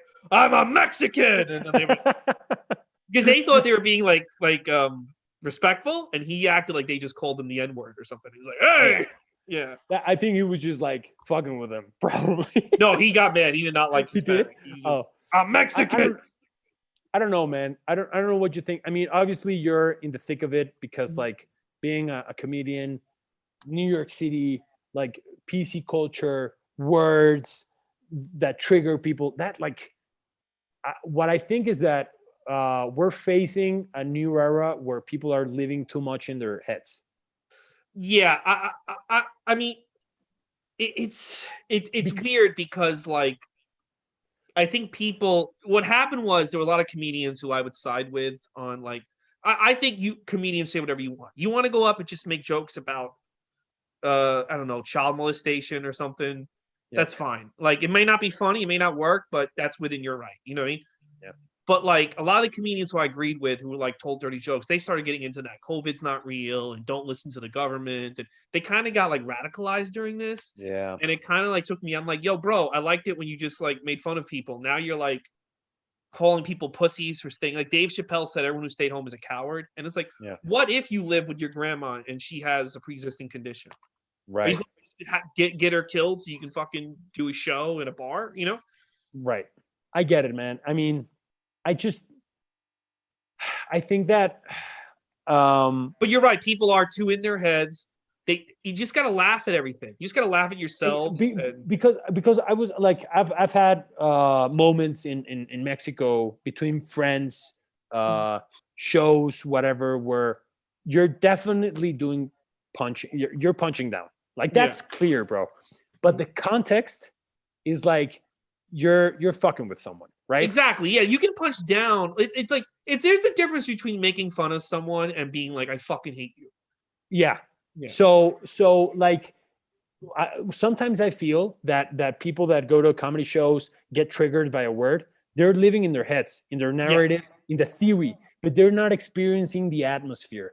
You realize when someone's doing hate speech, like you feel it right away, bro. Oh yeah. And when someone's trying just to make someone laugh with a joke, maybe using some inappropriate word or whatever, you kind of feel that their intent is just to make people laugh. Yeah, you know? No, 110%. I'll never forget. You know Rob Schneider from Waterboy? Yeah. Okay, so he was at Caroline's one night. He is killing. Everyone's loving him. It's a very diverse crowd because I don't think a guy like him realizes Adam Sandler movies, their appeal to Latinos, Black communities. You know, like I know a lot of my corny white friends like, oh, he stinks. They're not good. And it's like, no, they're fucking funny. But then he goes like, because I think this was when Trayvon Martin just got shot. Oh, you ever hear that story? Yeah, I did. Okay. He goes like, oh, everyone feels so bad about Trayvon Martin. He was a fucking thug. All these thugs want to mess with the cops, and that's what you get. And the audience calmed down because the audience just got silent because they're like, oh, this guy's not joking. This guy actually thinks Trayvon Martin deserved to get shot. And he's like just saying it. I think he thought the audience was going to be like, you're right. And he fucking panicked and went, you can do it. And the whole audience just changed. but you're right. They can tell. The audience can tell. People can tell like, oh, this guy's getting dark and weird. And this is fucking strange. And then it right away went away. You feel it, man. Comedy is such a human experience, bro. It's like, I mean, again, with death, man, I've had some fucked up conversations in funerals. Yeah. Like doing very dark humor. Like I've heard like your veterans community are, they do a lot of dark humor, like ex-military guys and all of that. But I remember like being with cousins in a funeral and just like saying the most awful shit, man. Awful shit. But the context is like, dude, we're so sad. We're just trying to make each other laugh. Like we're just, and so I think that, but you need to be there, present in the moment, feeling the other person to kind of like make that decision. So that's what I'm thinking, that there's this tsunami of people complaining about comedy is because they're living in their head, not feeling the moment. Yeah, you're in your head. You're not in the moment. You got to look back at life and laugh. You got to even look at your own moment. I think that's the other thing too, is people just can't laugh about what's going on. And there's a lot of fucked up shit going on right now. Like I think it's fucking horrendous that they got the Confederate flag into that Capitol building. I mean, there were soldiers that died. That's the other thing too about this country, America, that you guys have that we don't.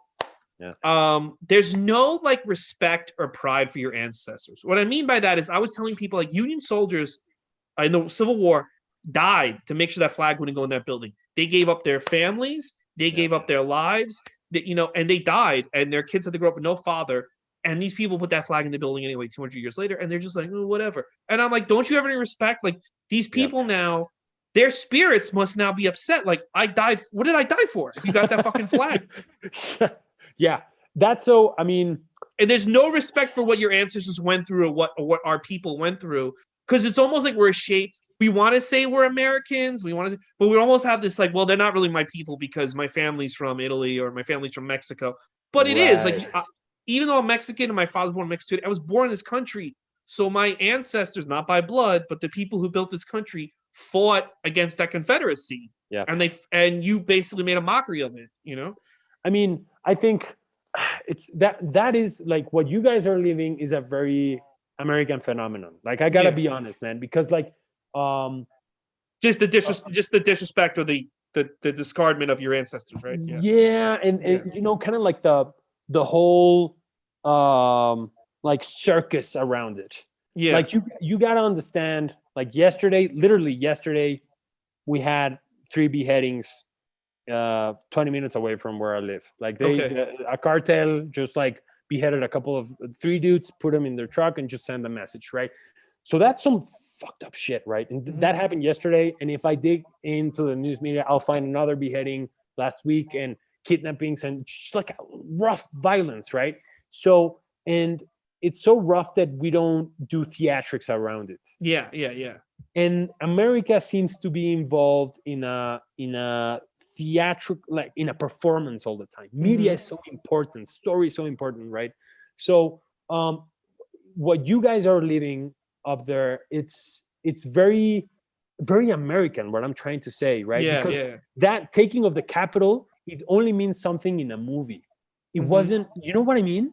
Yeah.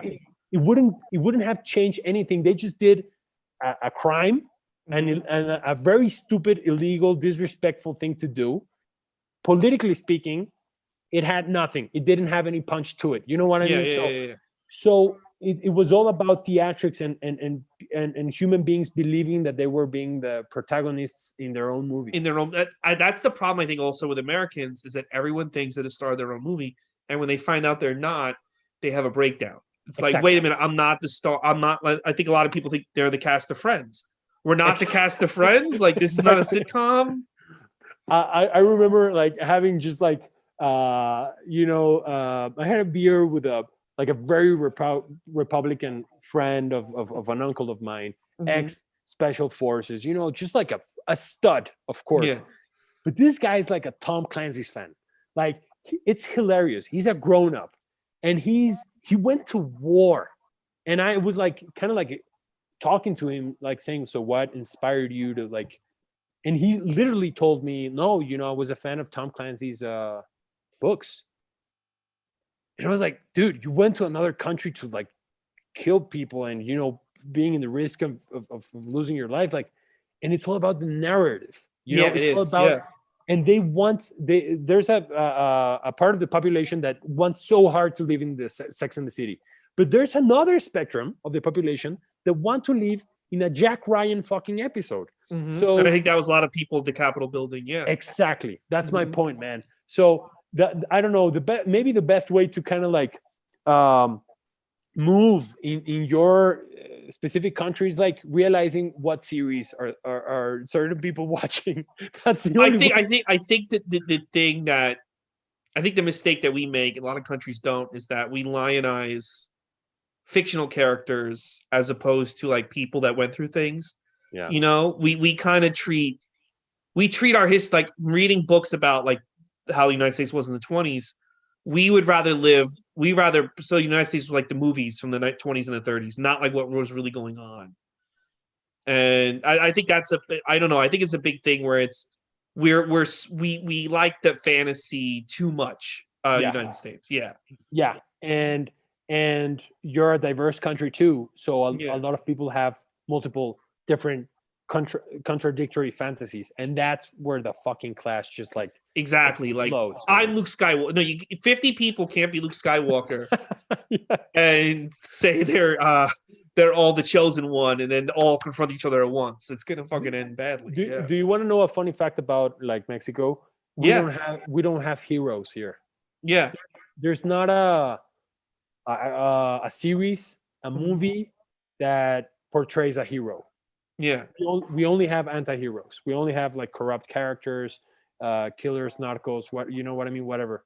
We don't have heroes. Actually, the only hero I've seen is this kid from Coco. Like, he's a he would be the only hero because even the guy with the guitar, like the Pedro Infante guy, He's an anti-hero. he's not the hero. So Yeah. the only hero is a kid that just wants to like sing, you Yeah. know? Play So music. Is Coco big over there? Did that movie like Huge. get big? Huge? Okay. huge, and just like the James Bond movie, that opening scene, it triggered like let's say a Day of the new Dead. People are now more into Day of the Dead because exactly of it. a more beautiful Day of the Dead Yeah. Mhm. aesthetic, let's call it. Yeah. Yeah, it was, I really feel a connection to it because it came out when my dad was passing.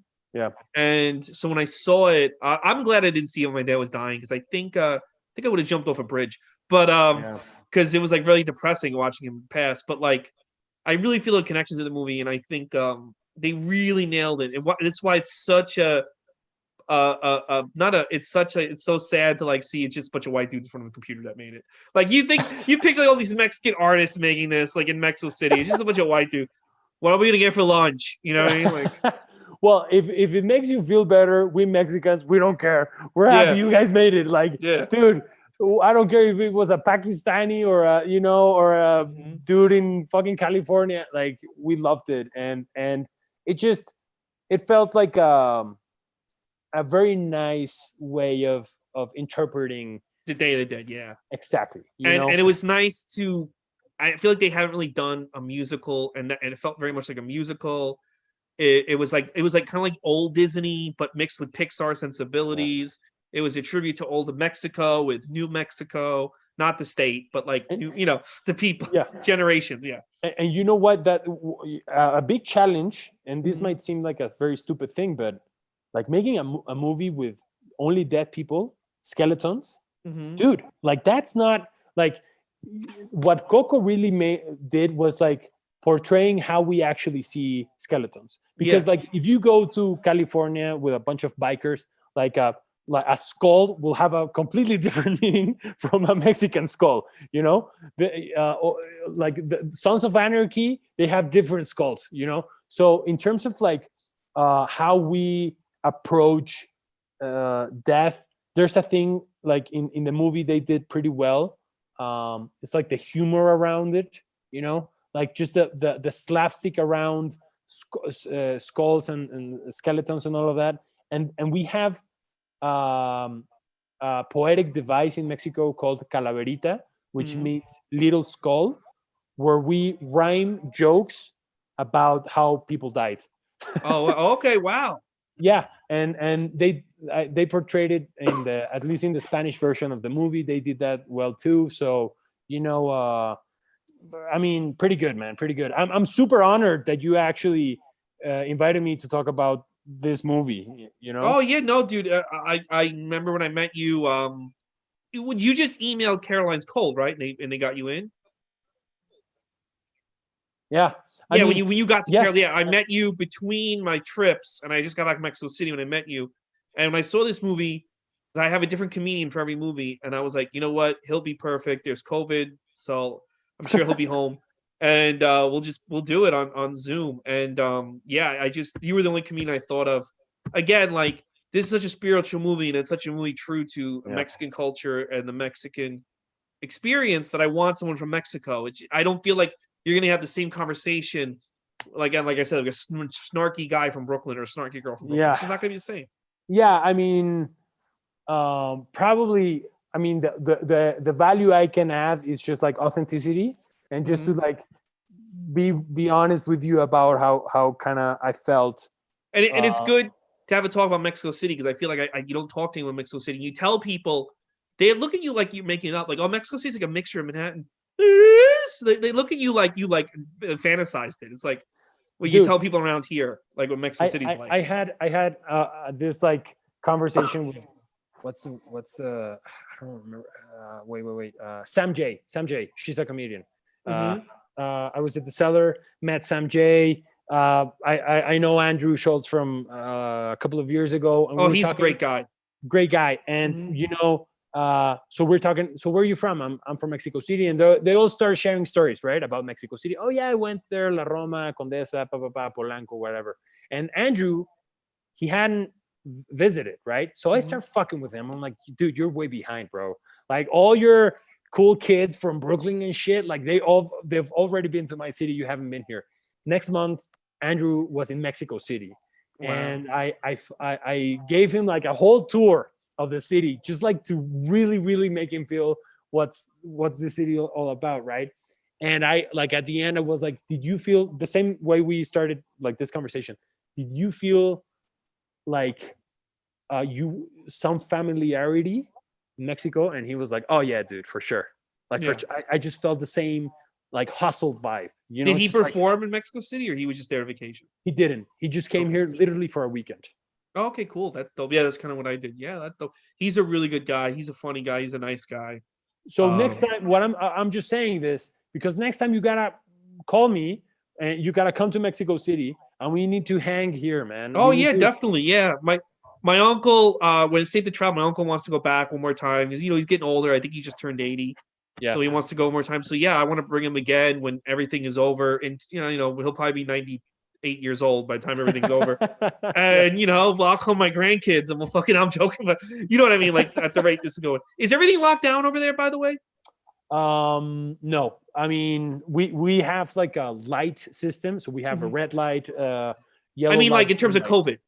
Yeah, I know. Oh, So okay, sorry. like green light is back to normality. Yellow light is we're having more cases. Red light is it's all closed down. Mhm. So we've been like in a red light for 3 months or so. No, for a month and a half. Sorry, because after like Christmas and all that, like it spiked, and we're having like the worst um, tsunami of cases, COVID cases. Wow. But the economic side of things are being so hard that they opened the city again, inventing an orange light. I'm not even fucking kidding, bro.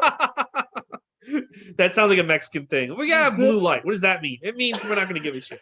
They're like, yeah, man. So we're still red, but economically speaking, we need to open this again. So Mhm. we're not yellow. So this is orange. Okay, guys, you can go back to business, but we're all gonna die Yeah. basically. So Um. That's wild. It's everyone thinks like, oh, the mayor of New York doing a terrible job, or this guy's doing a terrible job. Every city is facing this problem yeah, worldwide. Do they have? Is the vaccine in Mexico City yet, or no? yeah, man. But it's just like, dude, like The literally, cartel needs to get on top of that. that car, dude, they have the best distribution system. Like, let's Yeah. call it what it is. No, man. Like yesterday, I think we had something like 2,000 vaccines applied. Nothing, man. We're a Yeah. It's not. 120 million country. We're having problems with that. But anyway, like, it's a rough place to be if you have COVID because not getting better. The hospital Yeah. situation is fucked up. If I do decide like that if when America does collapse, I'll wait till after COVID probably to move there and hide out there and You work with the should. cartel. Although what's weird is a bunch of Americans in COVID times have moved to Mexico City because of like rent and all of that. I like again, Tulum is full of Americans right now working from home. Mexico City also, but like the weird thing about this city, man, is like we have a lot of cases of COVID, but Mhm. still you'll find people out there just like facing life as if nothing happened, and you ask them like, why are you doing this? And they're like, dude, this is one of the most dangerous countries on earth. Like I can get killed, kidnapped tomorrow. Like I don't give a fuck about like if I die of COVID, good man. I need to Yeah. bring bread to the table. So it's wild. It's wild the mindset Mexicans are having around Well, it's COVID. funny because in New York everything is shut down and it's still like people are trying to say reopen the city, but the city is pretty much abandoned. Like, dude, you would not recognize the block that Caroline's is on. It feels like The Walking Dead. There's nobody, and I don't know how they're gonna bring it back, but crime is coming up, up, up. They're making comedians are now doing shows on the subway car, which is dangerous in and of itself. But right now, there's a guy going around stabbing people in the subway because there's a serial killer on the loose, Wow. and comedians are. And I'm like, dude, I love comedy, but on a subway car, you have the right to fucking attack a comedian. I think if you pay for your fucking your Metro card and you want to sit and you're a weirdo and you want to sit and not be bothered, why the fuck should you let a comedy show like interrupt your commute? So like I don't know why they're doing that, but yeah, the crime has gone up. People are staying in, they're not going out, even though people act like they want to. But I'm seeing California people don't give a fuck. The girl I had a crush on, now she has an uglier boyfriend. So I was like, I don't have a crush on you anymore. Bad taste. She is out all the time. She doesn't give a fuck, and neither do her other friends. They're all Mexican. They don't give a fuck.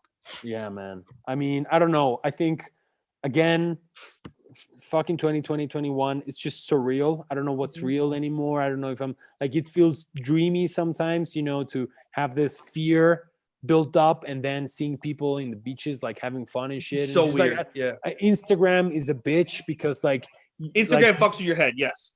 Fucks with your head all day. So I don't know what to believe. I'm being pretty like I'm being safe. I have enough work to do from home, so that's cool. But I don't know, man. I just want this to end.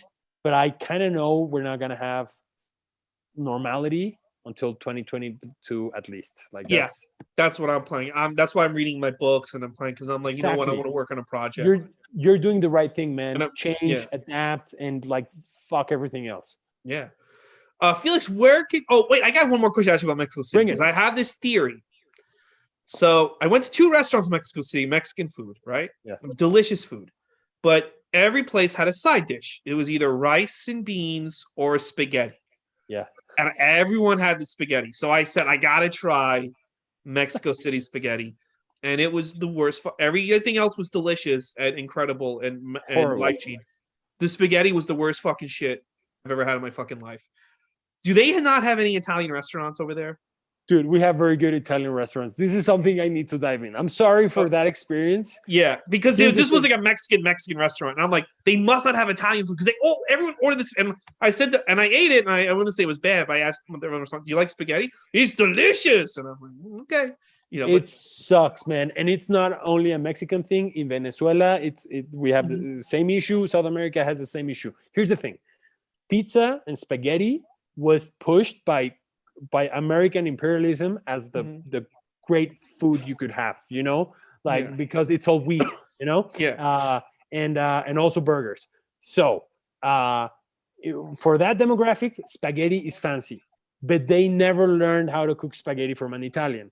So they cook it as a soup, and they actually sell it as quiere sopa, and soup is spaghetti, bro. So it's horrible. Doesn't work, and most people order it because they think it's a little bit more fancy because of the word spaghetti, and also because of the like carbohydrate hit. It's like if you're working all day, you need that fucking carb. Now, I had this idea. If I got a bunch of Italian guys from like Staten Island, like old school Italians, and we all moved to Mexico City and opened up a fucking Italian restaurant, do you think we would become the hottest restaurant in the city? That's my theory. It would be a hit, and let me tell you, you're late because I know a guy from Brooklyn. No, it's not Giordano's. The place where fucking Frank Sinatra used to have his pizza. Yeah, I think that's New Jersey. It's Brooklyn, New Jersey. Is it? I know Sinatra's big in Jersey. It's under the Brooklyn Bridge. Oh, okay. I don't know the name, but I know what you're talking about. Whatever. Point is, all the cooks are from Puebla, Mexicans. So this guy decided to open his own like New York pizzeria in Mexico, and it's good. And people are going. Yeah. So if you want to because we really don't have a pizza scene here. It's virgin. Well, you know what? You got to have 2 to have a pizza scene. So maybe that's what I'll do. I'll grab a couple of Italianos and we'll move over there. Not kidding. If you know some guys from Staten Island, you got some guys that like their garlic sliced thin in their sauce. Bring them to Mexico. Yeah, because dude, love it. That spaghetti was like, I think an alien made this. I'm not even sure an American made. I'm not even sure like an actual human being made this spaghetti. It's a mixture between like an Aztec soup, which is like tomato. Yes, it was very watery. I'll tell you that. Watery, exactly. And droopy, very droopy and watery. Yeah. They don't it's horrible. I'm sorry you experienced that. But I wanted to. I said I got to try. But it is a very, very Mexican thing, Like, do you want spaghetti? It's banging. It's the best, and it's just horrible fucking spaghetti. It was the fun, but the rest of the food was fucking dope. So I had my main course was a chili, like a giant green chili with like raisins inside and Yeah, other yeah, stuff. yeah. Yeah, it was very, very good. And you know what, man? Like when you come back to Mexico City, Mm-hmm. I'll help you like get to taste the different cuisines in each region Okay, because yeah, definitely. we have representatives in Mexico City from all over the place. So, for example, like food from Tijuana, Mm-hmm. amazing, very different from food from Oaxaca. Like mole, that's Oaxaca. Like seafood, that's Culiacan, Sinaloa, where all the narcos come from. Like, dude, it's a fucking party, man. You need to come back. We need to eat, man. Oh yeah, dude, I'm gonna head back. Once this is all over, I'm heading back because I really liked it there. I need to see more of it. And yeah, I'm gonna be heading a lot of places because New York is, dude, it really is like a horror movie. Like you would not recognize. There is no one on the blocks between where the Stephen Colbert show is and like fucking like a couple blocks from Caroline's where that Yeah, TKTS thing is. There's nobody. It is man. abandoned. I mean, Fucking insane. Andrew moved his whole operation to Florida, to Miami, Oh, man. Andrew Schultz. Yeah, Oh yeah, and everyone's like gonna be doing this shit. I Yeah. was like, what the fuck, dude? And he was like, New York's dead. We need to like Dave move to Chappelle somewhere and else. Joe Rogan are in Austin, Texas. They're also Yeah, doing stuff in Cleveland. I've been telling people that it's going to be more spread out. It's not going to be all about New York. No one wants to listen to me. People are stubborn. I'm like, all right. listen, man. I knew things were real when I heard WME agent. Like in the first 3 weeks of the pandemic, she was like, "Oh no, they told us we don't have to go to the office anymore. I'm moving back to my parents in Florida because we're gonna work from home." And I was like, "Okay, so how many months?" And she was like, "No, 2 years." And I Yeah. was like, "What?" I have a feeling places like WME and other places knew how bad it's going to be before we did. They didn't Yes, want to tell us. they have deals with the Illuminati, man. I'm telling you, like they like that Ari guy that he knows people. They knew, bro. They knew, and they said this is not gonna get better. We're not gonna waste any more money on rent. They somehow got out of that deal for the building or whatever. They moved all of their agents in a 2 week thing Yeah. operation. Because Everyone was out. you don't need to be an officer. You can just consult, do what we're doing. And then I was like, when this agent she went back, she moved back to her parents, and I was like, "You're leaving New York?" And she was like, "That's what they're telling us, man. Like that's exactly what they're telling us. This is not gonna be over for a couple of years." Yeah, and I don't think that I don't think. I mean, I don't hear from them anymore. I kind of ended up falling out with Caroline's right before the pandemic hit, actually. Yeah, But I don't think a place like that is going to be able to sustain. I don't think a lot of clubs in New York are going to be able to sustain because it was all about tourists and it was all about people that worked after work. People like that show you did on Monday. Majority of the crowd were people that came from their office right to see a show. yeah. That's not going to be there anymore. So it's like I think comedy in New York will survive, but it's not going to be what it was. And you tell that to people, and they look at you like you're a piece of shit. And I'm like, be ready now. Don't be fucking, 10 years from now, be like, what happened? I'm like, I told you, be You ready gotta now. adapt and overcome. And also, man, like Yeah. the comedy business is attached to the real estate business. Yep. That's something that's real. Like you gotta pay rent. If you want to pay rent, you need a minimum of people going to your shows, selling tickets, blah blah blah. If the fucking real estate business doesn't change in New York, in Manhattan, in Brooklyn, in New Jersey, the comedy scene won't like Yeah. It's you can't afford the price of living before COVID was too high anyway. And exactly. they haven't really lowered it. And it's like, well, how do you expect people to come back if it's not affordable to stay here? Exactly. Yeah. So, I mean, I think that touring comics might have a better chance to, Mm-hmm. you know what I mean? Like, if you consider yourself like a nomad, That's what I want to be. Yeah. Yeah. you know what I mean? Like, I'll just Mhm. do, I don't know, 30, 50 people shows in small towns. I don't give a fuck. Yeah. I'll travel. Yeah. No, that's I May- want to. Maybe that's the way. I don't know. I think it is. I think there used to be like 10 years ago there was like a stigma to people who just travel, but I think that's going to be the way to live. I mean, I think it's just sticking hanging around New York City every fucking night or hanging around LA every night. I think you're not going to go anywhere. You've got to get out there. You've got to be doing podcasts. You got to be like putting yourself on the internet. And I think that'll be the way. I think just bumming around, even the store, which is, have you performed at the store, by the way? The comedy store. No, I've never performed in the comedy Oh, store. you No. got to go there when everything reopens. You got to go there. I would love to. I mean, I had a great time in the stand was great, and the New York Well, the comedy club. the comedy store's in LA, right? Yeah. I know, Yeah, I know. Yeah. But I mean, I haven't done that many clubs in the US, and I've never gotten up in LA actually. I've Oh, you only haven't. Oh, you haven't. Oh, no. I've only done New York and Chicago, like a couple you of will places in you will have a Chicago. good time in LA, especially you will have a good time. And I think you'll excel, especially at places like the store. I mean, I'm talking like again, but I'm telling you, you would excel. Like this is like 2 years ago, bro. My mindset. I don't know what's gonna happen when Yeah, things we're talking reopen, but about. if you can go back in time and go with me to these LA clubs in November 2019, I guarantee you will do very well Thank you. on these shows that have already happened. Listen, here's what I'm thinking about now. So I went to Tulum. I have my girlfriend works there in the tourist business in a Mhm. very big hotel, famous hotel called Azulik. Anyway, it's biggest hotel on Instagram. Uh, it's a sham, bro. It's a sham. It's a sham. Okay. It's super expensive. You don't go to Azulik anyway. But so I went there, visited my girlfriend. Bunch of Americans there. I'm hanging in the beach, whatever, and a girl with her group of friends. They're all people from Wall Street having a lot of money. They're like, dude, we don't have entertainment in Tulum. We're gonna stay here for at least another 8 months. They told me that in December, and I was like, you don't have entertainment here. And I was like, so like, would you go to see a stand-up show here in Tulum? And she was like, I would love to see stand-up. There's nothing to do in Tulum, man. There's just like, you just eat, drink, There's a lot do of towns drugs. like that. There's a lot of towns like that. So Yeah.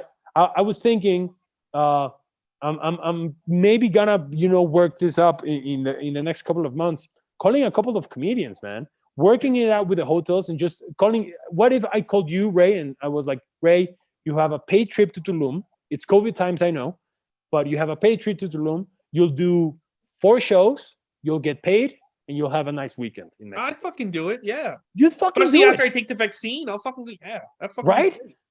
So who knows? Maybe Tulum is the future of stand-up. I don't know, man. I think everything. I think like I don't know if you know a lot about American history, but it was the 13 states and everybody went west. And I go, that's how comedy's got to be. You gotta branch out. You gotta go west. And then the Americans kicked the Mexicans out of California. It's a whole other story. But And Texas too. And Texas too. But you had to expand, and you couldn't just stick around these eastern states. And I think you're gonna have that was the catchphrase. You have to go west, young man. And I think that's what everybody in comedy has to do. Not just west, but go all over. We'll be A lot of fine. places want entertainment, and they're willing to pay, and they want to see you. I was doing shows because I have a house, it was my aunt's house. I'm still living in it. I have a huge backyard, so I was doing outdoor shows. I was Nice. making so much money in tips, I could pay every single comic on the show sometimes. Wow. Yeah, That's just reality telling you something, Ray. yeah. You know Because what I mean? people do want entertainment, but they want to know that they're safe.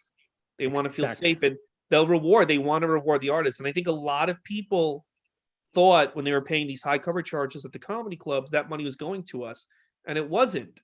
And I think now I think people are going to want to support shows and things where the money goes directly to the artist. I completely agree. That's gonna happen. It's just gonna be a little bit more work to comics to kind of like figure it out. Yeah, But dude, comics, comedians, stand-up comedians specifically, we're fucking survivors, man. Like Yeah. we're the only sociopaths that will get up there. you don't see and Broadway fail. stars doing shows on No. the subway. No, dude, we fail and fail and fail and still get up there. So I'm not worried about us to be. Yeah, no, we'll be fine. Just have to lay low and figure it out. But that's all we got to do for now. Exactly. Well, man, I mean, for what it's worth, you have a house here in Mexico. You have a friend here in Mexico. Oh, thank Whenever you you. want to come here, open house, man. Thank you, man. That'll be fun, and we'll fucking we'll tear it down, and you'll get drunk with my uncle. So that's even more fun. Felix, sure. where can people find you on social media? All right, so I'm sorry because like my social media, it's at Felix de Valdivia, which is I know tough to spell, but it's just like FELIXDEVALDIVIA.